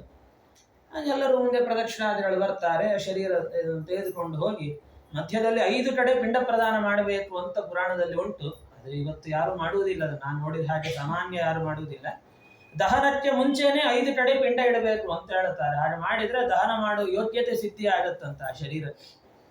ಆದಮೇಲೆ ಒಳ್ಳೆ ಸ್ಥಳ ಶೋಧನೆ ಮಾಡಿ, ಚಿತೆಯನ್ನು ನಿರ್ಮಾಣ ಮಾಡಿ, ಅಗ್ನಿ ಸ್ಥಾಪನೆ ಮಾಡಿ, ಅಲ್ಲಿ ಕೆಲವು ಆಹುತಿಗಳನ್ನು ಕೊಟ್ಟು ಅಲ್ಲಿ ಆ ಶರೀರವನ್ನು ಇಟ್ಟು ದಹನವನ್ನು ಮಾಡಬೇಕು. ದಹನ ಒಂದು ಹಂತಕ್ಕೆ ಆ ಹೆಣ ಸುಟ್ಟ ನಂತರದಲ್ಲಿ ಒಂದು ಕೋಲಿನಿಂದ ಬ್ರಹ್ಮರಂಧ್ರದ ಛೇದನೆ ಮಾಡಿ ಅಲ್ಲಿ ಕೆಲವು ತುಪ್ಪದ ಆಹುತಿಗಳನ್ನು ಕೊಡಬೇಕು ಅಂತ ನಿರೂಪಣೆಯನ್ನು ಮಾಡಿದ್ದಾರೆ. ಇಷ್ಟ ಆದ ಮೇಲೆ ಆಟ ಗಟ್ಟಿಯಾಗಿ ಅಳಬೇಕಂತ. ಅಲ್ಲಿವರೆಗೂ ಮಕ್ಕಳಾಗ್ಲಿ ಅಥವಾ ಬಂಧುಗಳಾಗ್ಲಿ ಯಾರು ಅಳುವಂತೆ ಇಲ್ಲ ಅಂತ ಆದೇಶವನ್ನು ಮಾಡಿದ್ದಾರೆ. ಇಷ್ಟ ಅಂದ್ರೆ ಆ ಬ್ರಹ್ಮರಂಧ್ರ ಛೇದನ ಆಗುವವರೆಗೂ ಅಳಬಾರದು ಅಂತ ನಿಯಮ. ಆದ ಮೇಲೆ ಎಲ್ಲರೂ ಜೋರಾಗಿ ಅಳಬೇಕಂತ. ಅದರಿಂದ ಹೋದ ಜೀವನಿಗೆ ತೃಪ್ತಿ ಆಗುತ್ತೆ. ಆ ನಂತರದಲ್ಲಿ ಮನೆಗೆ ಬಂದು ಒಂಚೂರು ಬಾಯಿ ಕಹಿ ಮಾಡಿಕೋಬೇಕು. ಬೇವಿನ ಎಲೆ ಇತ್ಯಾದಿಗಳನ್ನು ತಿಂದು, ಸಾಮಾನ್ಯವತ್ತು ಒಬ್ಬೊಬ್ಬರಲ್ಲಿ ಒಂದೊಂದು ಸಂಪ್ರದಾಯ ಬಂದಿದೆ, ಮೊಸರು ಅವಲಕ್ಕಿ ಅದು ಇದೇನೋ ತಿನ್ನೋ ಸಂಪ್ರದಾಯ ಬಂದಿದೆ. ಅದು ಶಾಸ್ತ್ರ ಹೇಳೋದು ನಿಂಬ ಪತ್ರಾಣಿ ಅಂತ. ಸೊ ಚೂರು ಬೇವಿನ ಎಲೆ ತಿಂದು ಬಾಯಿ ಕಹಿ ಮಾಡ್ಕೋಬೇಕು. ಅಂದಿನಿಂದ ಮತ್ತೆ ಎಲ್ಲ ಕಾರ್ಯಗಳನ್ನು ಮಾಡುತ್ತಾ ಪ್ರತಿನಿತ್ಯದಲ್ಲೂ ಅವರ ಹೆಸರು ಹೇಳಿಕೊಂಡು ಪಿಂಡ ಪ್ರದಾನಾದಿಗಳನ್ನು ಮಾಡಬೇಕು. ಅಂದಿನಿಂದ ಕರ್ತೃವಾದವ ತಾನು ತುಂಬಾ ನಿಯಮ ಬ್ರಹ್ಮಚರ್ಯದಿಂದ ಇರಬೇಕು. ಅಧಸ್ವಾಪ, ನೆಲದ ಮೇಲೆ ಮಲ್ಕೊಳ್ಬೇಕು. ಸದಾ ಹರಿಚಿಂತನೆಯಲ್ಲೇ ಅವರು ಕಾಲವನ್ನು ಕಳಿಬೇಕು. ಹೀಗೆ ತುಂಬಾ ನಿಯಮಗಳನ್ನು ಹೇಳಿದ್ದಾರೆ. ಅಂತೂ 9 ದಿವಸಗಳ ಕಾಲ ಅವರು ಎಲ್ಲ ಕಾರ್ಯಗಳನ್ನು ಮಾಡಿ 10ನೇ ದಿವಸ ಸಾಮಾನ್ಯ ಧರ್ಮೋದಕವನ್ನ ಬಿಡುವಂತಹದ್ದು. ಎಲ್ಲರೂ ಕೂಡ ಅಂದ್ರೆ 10ನೇ ದಿವಸ ಪುನಃಕ್ಷೌರ ಅಂತ ಹೇಳಿದ್ದಾರೆ. ಮತ್ತೆ ಕ್ಷೌರವನ್ನು ಮಾಡಿಸಿಕೊಳ್ಬೇಕು ಕರ್ತೃವಾದಂಥವನು. ಅವರಿಗೆ ಕ್ಷೌರ ಮಾಡಿಸಿಕೊಂಡು ಧರ್ಮೋದಕಾದಿಗಳನ್ನೆಲ್ಲ ಕೊಡತಕ್ಕಂತಹದ್ದು. ಮತ್ತೆ 11ನೇ ದಿವಸ ವೃಷೋತ್ಸರ್ಗ ಅಂತ ತಿಳಿಸಿದ್ದಾರೆ. ಅಂದ್ರೆ 11ನೇ ದಿವಸವೂ ಒಂದು ಶ್ರಾದ್ದ ಹೇಳುತ್ತಾರೆ. ಅಂದ್ರೆ ಒಂದು ರೀತಿಯಲ್ಲಿ ಮಧ್ಯಮ ಷೋಡಶ ಅಂತ ಹೇಳ್ತಾರೆ. ಅಂದ್ರೆ 16 ಪಿಂಡಗಳನ್ನಿಟ್ಟು ಮಾಡುವಂತಹದ್ದು, ಅದನ್ನ ಆಚರಣೆ ಮಾಡಬೇಕು. ಅದರಂತೆ ವೃಷೋತ್ಸರ್ಗ ಅಂತ ಇನ್ನೊಂದು. ವೃಷ ಅಂತಂದ್ರೆ ಹೋರಿ. ಒಳ್ಳೆ ಜಾತಿಯ ಒಂದು ಹೋರಿಯನ್ನ ತಂದು ಅದಕ್ಕೆ ಪೂಜಾದಿಗಳನ್ನ ಮಾಡಿ ಅದನ್ನ ಯಥೇಚ್ಛವಾಗಿ ಓಡಾಡ್ಲಿಕ್ಕೆ ಬಿಟ್ಟು ಬಿಡಬೇಕು. ಅದನ್ನು ಯಾರು ಕಟ್ಟಿ ಹಾಕಬಾರದು ಅದನ್ನು ಮನೆಯಲ್ಲಿ. ಹಾಗೆ ವೃಷೋತ್ಸರ್ಗ ಅಂದ್ರೆ ಅದರಿಂದ ಗೋ ಸಂಪತ್ತು ಅಭಿವೃದ್ಧಿ ಆಗ್ಲಿ ಅಂತ ಹೇಳಿ ಏನೋ ಅಭಿಪ್ರಾಯ ಇರುತ್ತೆ. ತುಂಬಾ ವೃಷೋತ್ಸರ್ಗದ ಮಹತ್ವ ಹೇಳ್ತಾರೆ ಇಲ್ಲಿ. ವೃಷೋತ್ಸರ್ಗವನ್ನ ಮಾಡೋಣದರಿಂದ ಒಂದೊಮ್ಮೆ ಪಿತೃಗಳು ನರಕಸ್ಥರಾಗಿದ್ರೂ ಕೂಡ ಉದ್ಧಾರ ಆಗ್ತಾರೆ ಅಂತ ಹೇಳುತ್ತಾರೆ. ಆ ರೀತಿ ವೃಷೋತ್ಸರ್ಗವನ್ನು ಮಾಡಬೇಕು. ಅದರಂತೆ 12ನೇ ದಿವಸ ಸಪಿಂಡೀಕರಣ ಅಂತ ಇರುತ್ತೆ. ಸಪಿಂಡೀಕರಣ ಅಂತಂದ್ರೆ ಪಿಂಡಗಳ ಮೇಲನ. ಯಾಕಂದ್ರೆ ಇವಾಗ ತಂದೆ ಬದುಕಿರೋವರೆಗೂ ಅವರ ತಂದೆ ತಾತ ಮುತ್ತಾದರಿಗೆ ಪಿಂಡ ಪ್ರದಾನ 3 ಪಿಂಡ ಇಡ್ತಾ ಇರ್ತಾರೆ. ಇದು ತಂದೆ ಹೋದ ಮೇಲೆ ಮಗ ಏನು ಮಾಡುತ್ತಾನೆ, ತನ್ನ ತಂದೆ ತಾತ ಮುತ್ತಾದರಿಗೆ ಪಿಂಡ ಇಡುತ್ತಾನೆ. ಅಂದ್ರೆ ಆ ಹಿಂದಿನ 4ನೇ ತಲೆಮಾರಿನವರು ಬಿಟ್ಟು ಹೋದ್ರು ಅಂತ ಅರ್ಥ. ಅವನನ್ನು ಬಿಟ್ಟುಕೊಡುವಂತಹ ಒಂದು ಕೆಲಸ. ಮತ್ತೆ ತನ್ನ ತಂದೆಯನ್ನ ಆ ಹಿಂದಿನ ಪಿತೃಗಳ ಪಂಕ್ತಿಯಲ್ಲಿ ಹೋಗಿ ಸೇರಿಸುವಂತಹ ಕೆಲಸ. ಆ ಹಿಂದಿನ 3 ಜನಕ್ಕೂ ಪಿಂಡ ಪ್ರದಾನ ಮಾಡಿ ತನ್ನ ತಂದೆಗೂ ಪಿಂಡ ಇಟ್ಟು ಒಂದು ಭಂಡಾರದ ತಂತಿಯಿಂದ ತನ್ನ ತಂದೆಯ ಪಿಂಡವನ್ನು 3 ಭಾಗ ಮಾಡಿ ಆ ಹಿಂದಿನ 3 ಪಿಂಡಗಳಲ್ಲಿ ಕಲಿಸ್ತಾರೆ, ಅಂದ್ರೆ ಅದನ್ನು ಸೇರಿಸ್ತಾರೆ. ಈಗ ಅದಕ್ಕೆ ಸಪಿಂಡೀಕರಣ ಅಂತ 12ನೇ ದಿವಸ ಸಪಿಂಡೀಕರಣವನ್ನು ಮಾಡಬೇಕು. ಮತ್ತೆ 11ನೇ ದಿವಸ ಒಂದು ಪ್ರೇತ ಶಯ್ಯಾದಾನ ಅಂತ ಹೇಳ್ತಾರೆ. ಒಂದು ಶಯ್ಯಾದಾನದ ಬಗ್ಗೆ ಹೇಳಿದ್ದಾರೆ, ಅದನ್ನು ಸಾಮಾನ್ಯ ಯಾರು ಮಾಡಿದ್ದು ನಾನು ಕಂಡಿಲ್ಲ. 12ನೇ ದಿವಸ ಇದು ಸಪಿಂಡೀಕರಣ ಎಲ್ಲ ಮಾಡಿದ ನಂತರದಲ್ಲಿ ಯಥಾಶಕ್ತಿಯಾಗಿ ಬ್ರಾಹ್ಮಣ ಭೋಜನ ಮಾಡಿಸ್ಬೇಕು ಅಂತ ದಾನಾದಿಗಳನ್ನು, ಪದದಾನಗಳು ಅಂತ 13 ದಾನಗಳನ್ನು ಹೇಳಿದ್ದಾರೆ. ಮತ್ತೆ ಅದೆಲ್ಲ 12, ಅಂದ್ರೆ ಇವತ್ತು ಸಾಮಾನ್ಯ 13ನೇ ದಿವಸ ಮಾಡೋದು ಕೆಲವು ಕಡೆ ರೂಢಿಯಲ್ಲಿ ಬಂದಿದೆ. ಕೆಲವರು 13ನೇ ದಿವಸ ಒಂದು ಮಾಸಿಕ ವೈಕುಂಠ ಅಂತ ಮಾಡಿ ಅವತ್ತು ಎಲ್ಲ ದಾನ ಕೊಡೋದು, ಬ್ರಾಹ್ಮಣರನ್ನು ತರಿಸೋದು ಎಲ್ಲ 13ನೇ ದಿವಸ ಮಾಡ್ತಾ ಇದ್ದಾರೆ. ಪುರಾಣದಲ್ಲಿ 12ನೇ ದಿವಸ ಮಾಡುವಂತಹದ್ದಕ್ಕೆ ತಿಳಿಸಿದ್ರು. ಅಂದ್ರೆ ಆಯಾ ದೇಶಾಚಾರ ಸಂಪ್ರದಾಯಗಳು ಬೇರೆ ಇರ್ತಾರೆ. ಆ ರೀತಿಯಲ್ಲಿ ಅವತ್ತು ಯಥಾಶಕ್ತಿಯಾಗಿ ಬ್ರಾಹ್ಮಣರನ್ನು ಕರೆಸಿ ಭೋಜನಾದಿಗಳನ್ನು ಮಾಡಿಸಿ ಅವರಿಗೆ ದಕ್ಷಿಣೆಯನ್ನು ನೀಡಿ ದಾನಗಳನ್ನು ಕೊಟ್ಟು ಸಂತೋಷಪಡಿಸುವಂತಹದ್ದು, ಅವರ ಆಶೀರ್ವಾದವನ್ನ ತೆಗೆದುಕೊಳ್ಳುವಂತಹದ್ದು. ಹೀಗೆ ಎಲ್ಲ ಕಾರ್ಯಕ್ರಮಗಳನ್ನು ಮಾಡಿ ಅದನ್ನು ಭಗವಂತನಿಗೆ ಸಮರ್ಪಣೆ ಮಾಡಬೇಕು. ಮತ್ತೆ ಪ್ರತಿ ತಿಂಗಳಂದು ಕೂಡ ವಿದ್ಯುಕ್ತವಾಗಿ ಒಂದು ವರ್ಷದಲ್ಲಿ 16 ಮಾಸಿಕಗಳು ಬರ್ತವೆ, ಅದನ್ನು ಆಚರಣೆ ಮಾಡಿ ಕೊನೆಗೆ ವರ್ಷಾಂತ್ಯದಂದು ಕೂಡ ಯಥಾಶಕ್ತಿಯಾಗಿ ಬ್ರಾಹ್ಮಣರನ್ನು ಕರೆಸಿ ತಾನು ಎಲ್ಲ ಭೋಜನಾದಿಗಳನ್ನು ಮಾಡಿಸಬೇಕು. ಅದರಂತೆ ಈ ಮಾಸಿಕಗಳಂದು ಕೂಡ ಉದಕುಂಭದಾನ, 2 ಕಲಶಗಳನ್ನು ತಂಬಿಗೆಯಲ್ಲಿ ನೀರನ್ನು ತುಂಬಿಸಿ ದಾನವನ್ನು ಕೊಡುವಂತಹದ್ದು. ಯಾಕಂದ್ರೆ ಅದನ್ನೆಲ್ಲ ಹಿಂದೆ ಹೇಳಿದ್ದೇನೆ, ಯಮ ಮಾರ್ಗದಲ್ಲಿ ಅವರು 1 ವರ್ಷ ಪ್ರಯಾಣ ಮಾಡುತ್ತಾರೆ ಅಂತೇಳಿ ಅವರಿಗೆ ತೊಂದರೆ ಆಗದೇ ಇರಲಿ ಎನ್ನುವುದಕ್ಕೋಸ್ಕರವಾಗಿ ಉದಕುಂಭಾದಿಗಳನ್ನು ಕೊಡಬೇಕು ಅಂತ ತಿಳಿಸಿದ್ದಾರೆ. ಈ ವರ್ಷಾಂತ್ಯವನ್ನು ಅನುಷ್ಠಾನ ಮಾಡಿ ಆ ನಂತರದಲ್ಲಿ ಎಷ್ಟು ಬೇಗ ಸಾಧ್ಯ ಆಗುತ್ತೆ ಅಷ್ಟು ಬೇಗ ಜಯಾಕ್ಷೇತ್ರಕ್ಕೆ ಹೋಗಿ ಅಲ್ಲೊಂದು ಪಿಂಡ ಪ್ರದಾನ ಮಾಡಿಕೊಂಡು ಬರಬೇಕು. ಜಯಾಶ್ರಾದ್ದದಿಂದ ಪಿತೃಗಳಿಗೆ ಮುಕ್ತಿ. ಜಯಾಯ ಮರಣ, ಜಯಾಶ್ರಾದ್ದೇನ ಅಂದರೆ ಜಯಾಶ್ರಾದ್ದದಿಂದ ಅವರಿಗೆ ತುಂಬ ಸಂತೋಷ ಆಗುತ್ತೆ ಪಿತೃಗಳಿಗೆ. ಅದಕ್ಕೋಸ್ಕರವಾಗಿ ವಿಷ್ಣುಪಾದದ ಮೇಲೆ ಪಿಂಡ ಪ್ರದಾನ ಮಾಡಿ ಬರಬೇಕು ಅಂತ ಇಷ್ಟೆಲ್ಲ ವಿಧಿಗಳನ್ನು ಮುಂದೆ ಅಧ್ಯಾಯಗಳಲ್ಲಿ ನಿರೂಪಣೆಯನ್ನು ಮಾಡಿದ್ದಾರೆ. ಹೀಗೆ ಭಗವಂತ ಗರುಡ ದೇವರಿಗೆ ಎಲ್ಲ ಅಂದ್ರೆ ಒಬ್ಬ ಒಂದು ಮರಣ ಹೊಂದಿದ ಆ ಜೀವನ ಒಂದು ಯಾವ ರೀತಿಯ ಕಾರ್ಯಗಳನ್ನು ಮಾಡಬೇಕು, ಆ ವಿಧಿವಿಧಾನಗಳು, ಮುಂದೆ ಅವರು ಎಲ್ಲಿ ಹೋಗ್ತಾರೆ, ಏನಾಗತ್ತೆ, ಅದೆಲ್ಲವನ್ನ ನಿರೂಪಣೆ ಮಾಡಿ ಧರ್ಮರಾಜರ ಪಟ್ಟಣದ ನಿರೂಪಣೆ ಇದೆ. ಆ ಕೊನೆಯ 2 ಅಧ್ಯಾಯಗಳು ಮೋಕ್ಷ ಧರ್ಮ ನಿರೂಪಣ ಅಂತ ಹೇಳಿ ಅನೇಕ ಸುಭಾಷಿತಗಳನ್ನು, ಅದರಲ್ಲಿ ಮತ್ತೆ ಈ ಪ್ರೇತಗಳದ್ದೇನು ಬರುವುದಿಲ್ಲ, ಮೋಕ್ಷ ಧರ್ಮಗಳ ಬಗ್ಗೆ ಒಂದಷ್ಟು ದೇವತಾ ಅಧ್ಯಾತ್ಮದ ವಿಚಾರಗಳನ್ನು ಕೊನೆಯಲ್ಲಿ ನಿರೂಪಣೆಯನ್ನು ಮಾಡಿದ್ದಾರೆ. ಈ ರೀತಿ ಇದನ್ನೆಲ್ಲ ಭಗವಂತ ಗರುಡ ದೇವರಿಗೆ ಹೇಳಿದ್ದನ್ನೇನೆ ಸೂತಾಚಾರ್ಯರು ಶೌನಕಾದಿ ಮಹರ್ಷಿಗಳಿಗೆ ನೈಮಿಷಾರಣ್ಯದಲ್ಲಿ ಇಷ್ಟೆಲ್ಲ ಅವರು ಉಪದೇಶವನ್ನು ಕೊಡ್ತಕ್ಕಂಥವರಾಗಿದ್ದಾರೆ. ಇದು ಗರುಡ ಪುರಾಣದ ಪ್ರೇತಕಾಂಡದ ಒಂದು ಸಾರಾಂಶವನ್ನ ಅದರಲ್ಲಿ ಇದನ್ನ ಇಂಥ ಒಂದು ಸಂದರ್ಭದಲ್ಲಿ ಅಂದ್ರೆ ಮನೆಯಲ್ಲಿ ಯಾರಾದರೂ ಮೃತರಾದಾಗ ಶ್ರವಣ ಮಾಡಲೇಬೇಕು ಅಂತ ಅರ್ಥ. ಅದು ಶಾಸ್ತ್ರಕಾರ ಹಾಕೊಟ್ಟ ಒಂದು ಸಂಪ್ರದಾಯ. ನಶ್ರುತಂ ಗಾರುಡಂ ಏನ ಅಂತ ಹೇಳುತ್ತಾರೆ. ಗರುಡ ಪುರಾಣದ ಶ್ರವಣ ಮಾಡಲೇಬೇಕು. ಬೇರೆ ಸಮಯದಲ್ಲಿ ಕೇಳಬಾರದು ಅಂತ ಅರ್ಥ ಅಲ್ಲ. ಬೇರೆ ಸಮಯದಲ್ಲಿ ಕೇಳಿದ್ರೇನೆ ಮರಣಕಾಲದಲ್ಲಿ ಏನ್ ಮಾಡಬೇಕು ಅನ್ನೋದು ಗೊತ್ತಾಗುವುದು. ಇವಾಗ ಎಲ್ಲ ಮರಣ ಹೊಂದಿದ ಮೇಲೆ ಇನ್ಯಾವತ್ತೋ ಇದೆಲ್ಲ ಕೇಳಿ ಏನು ಪ್ರಯೋಜನ, ನಾವು ಆವಾಗ ಮಾಡ್ಲಿಲ್ವಲ್ಲ ಅಂತ ಆಗ ಬೇಜಾರು ಪಟ್ಕೊಳ್ಳೋದು. ಬೇರೆ ಟೈಮಲ್ಲಿ ಕೇಳಬಾರದು ಅಂತ ಏನು ಎಲ್ಲಿ ನಿಷೇಧ ಇಲ್ಲ. ಈ ಸಮಯದಲ್ಲಂತೂ ಅವಶ್ಯವಾಗಿ ಶ್ರವಣವನ್ನ ಮಾಡಲೇಬೇಕು ಅಂತ ವಿಧಾನವನ್ನ ಮಾಡಿದ್ದಾರೆ. ಆ ದೃಷ್ಟಿಯಿಂದ ಏನೇ ಒಂದು 5 ದಿವಸಗಳ ಕಾಲ ಈ ಮನೆಯಲ್ಲಿ ಯಥಾಶಕ್ತಿ ಯಥಾಮತಿಯಾಗಿ ವೇದವ್ಯಾಸದೇವರ ಸಾಹಿತ್ಯ ಗರುಡ ಪುರಾಣದ ಒಂದು ಪ್ರೇತಕಾಂಡದ ನಿರೂಪಣೆಯನ್ನ ಇದನ್ನು ಮಾಡಿದ್ದೇವೆ. ಇದರಿಂದ ಭಗವಂತ ತಾನು ಸಂತುಷ್ಟನಾಗಿ ಮೃತರಾಗಿರತಕ್ಕಂಥ ನಿಮ್ಮ ಪಿತೃಗಳಿಗೆ ಭಗವಂತ ವಿಶೇಷವಾಗಿರತಕ್ಕಂತಹ ಒಳ್ಳೆಯ ಸದ್ಗತಿಯನ್ನ ದೇವರು ತಾನು ಕರುಣಿಸಲಿ. ಅವರಿಗೆ ಯಾವುದೇ ತರಹದ ಯಮ ಮಾರ್ಗದ ದುಃಖಗಳಾಗದಂತೆ ಭಗವಂತ ಒಳ್ಳೆಯ ಲೋಕವನ್ನ ಮತ್ತೆ ಮುಂದಿನ ಜನ್ಮದಲ್ಲಿ ಒಳ್ಳೆಯ ಬ್ರಾಹ್ಮಣ ವೈಷ್ಣವ ಜನ್ಮವನ್ನೇನೆ ಹರಿಭಕ್ತರಾಗಿ ಹರಿವಾಯುಗುರುಗಳ ಒಂದು ಭಕ್ತರಾಗಿ ಆಚಾರ್ಯರ ಒಂದು ಸಿದ್ಧಾಂತದ ಅನುಯಾಯಿಗಳಾಗಿ ಅವರು ಹುಟ್ಟುವಂತೆ ಭಗವಂತ ಒಳ್ಳೆಯ ಜನ್ಮವನ್ನು ಕರುಣಿಸಲಿ ಅಂತ ನಾವು ಈ ಸಂದರ್ಭದಲ್ಲಿ ದೇವರಲ್ಲಿ ಪ್ರಾರ್ಥನೆಯನ್ನು ಮಾಡ್ತಾ ನಮ್ಮ 2 ಮಾತುಗಳನ್ನು ಶ್ರೀಕೃಷ್ಣ ಅರ್ಪಣಮಸ್ತು ಮಧ್ವೇಶ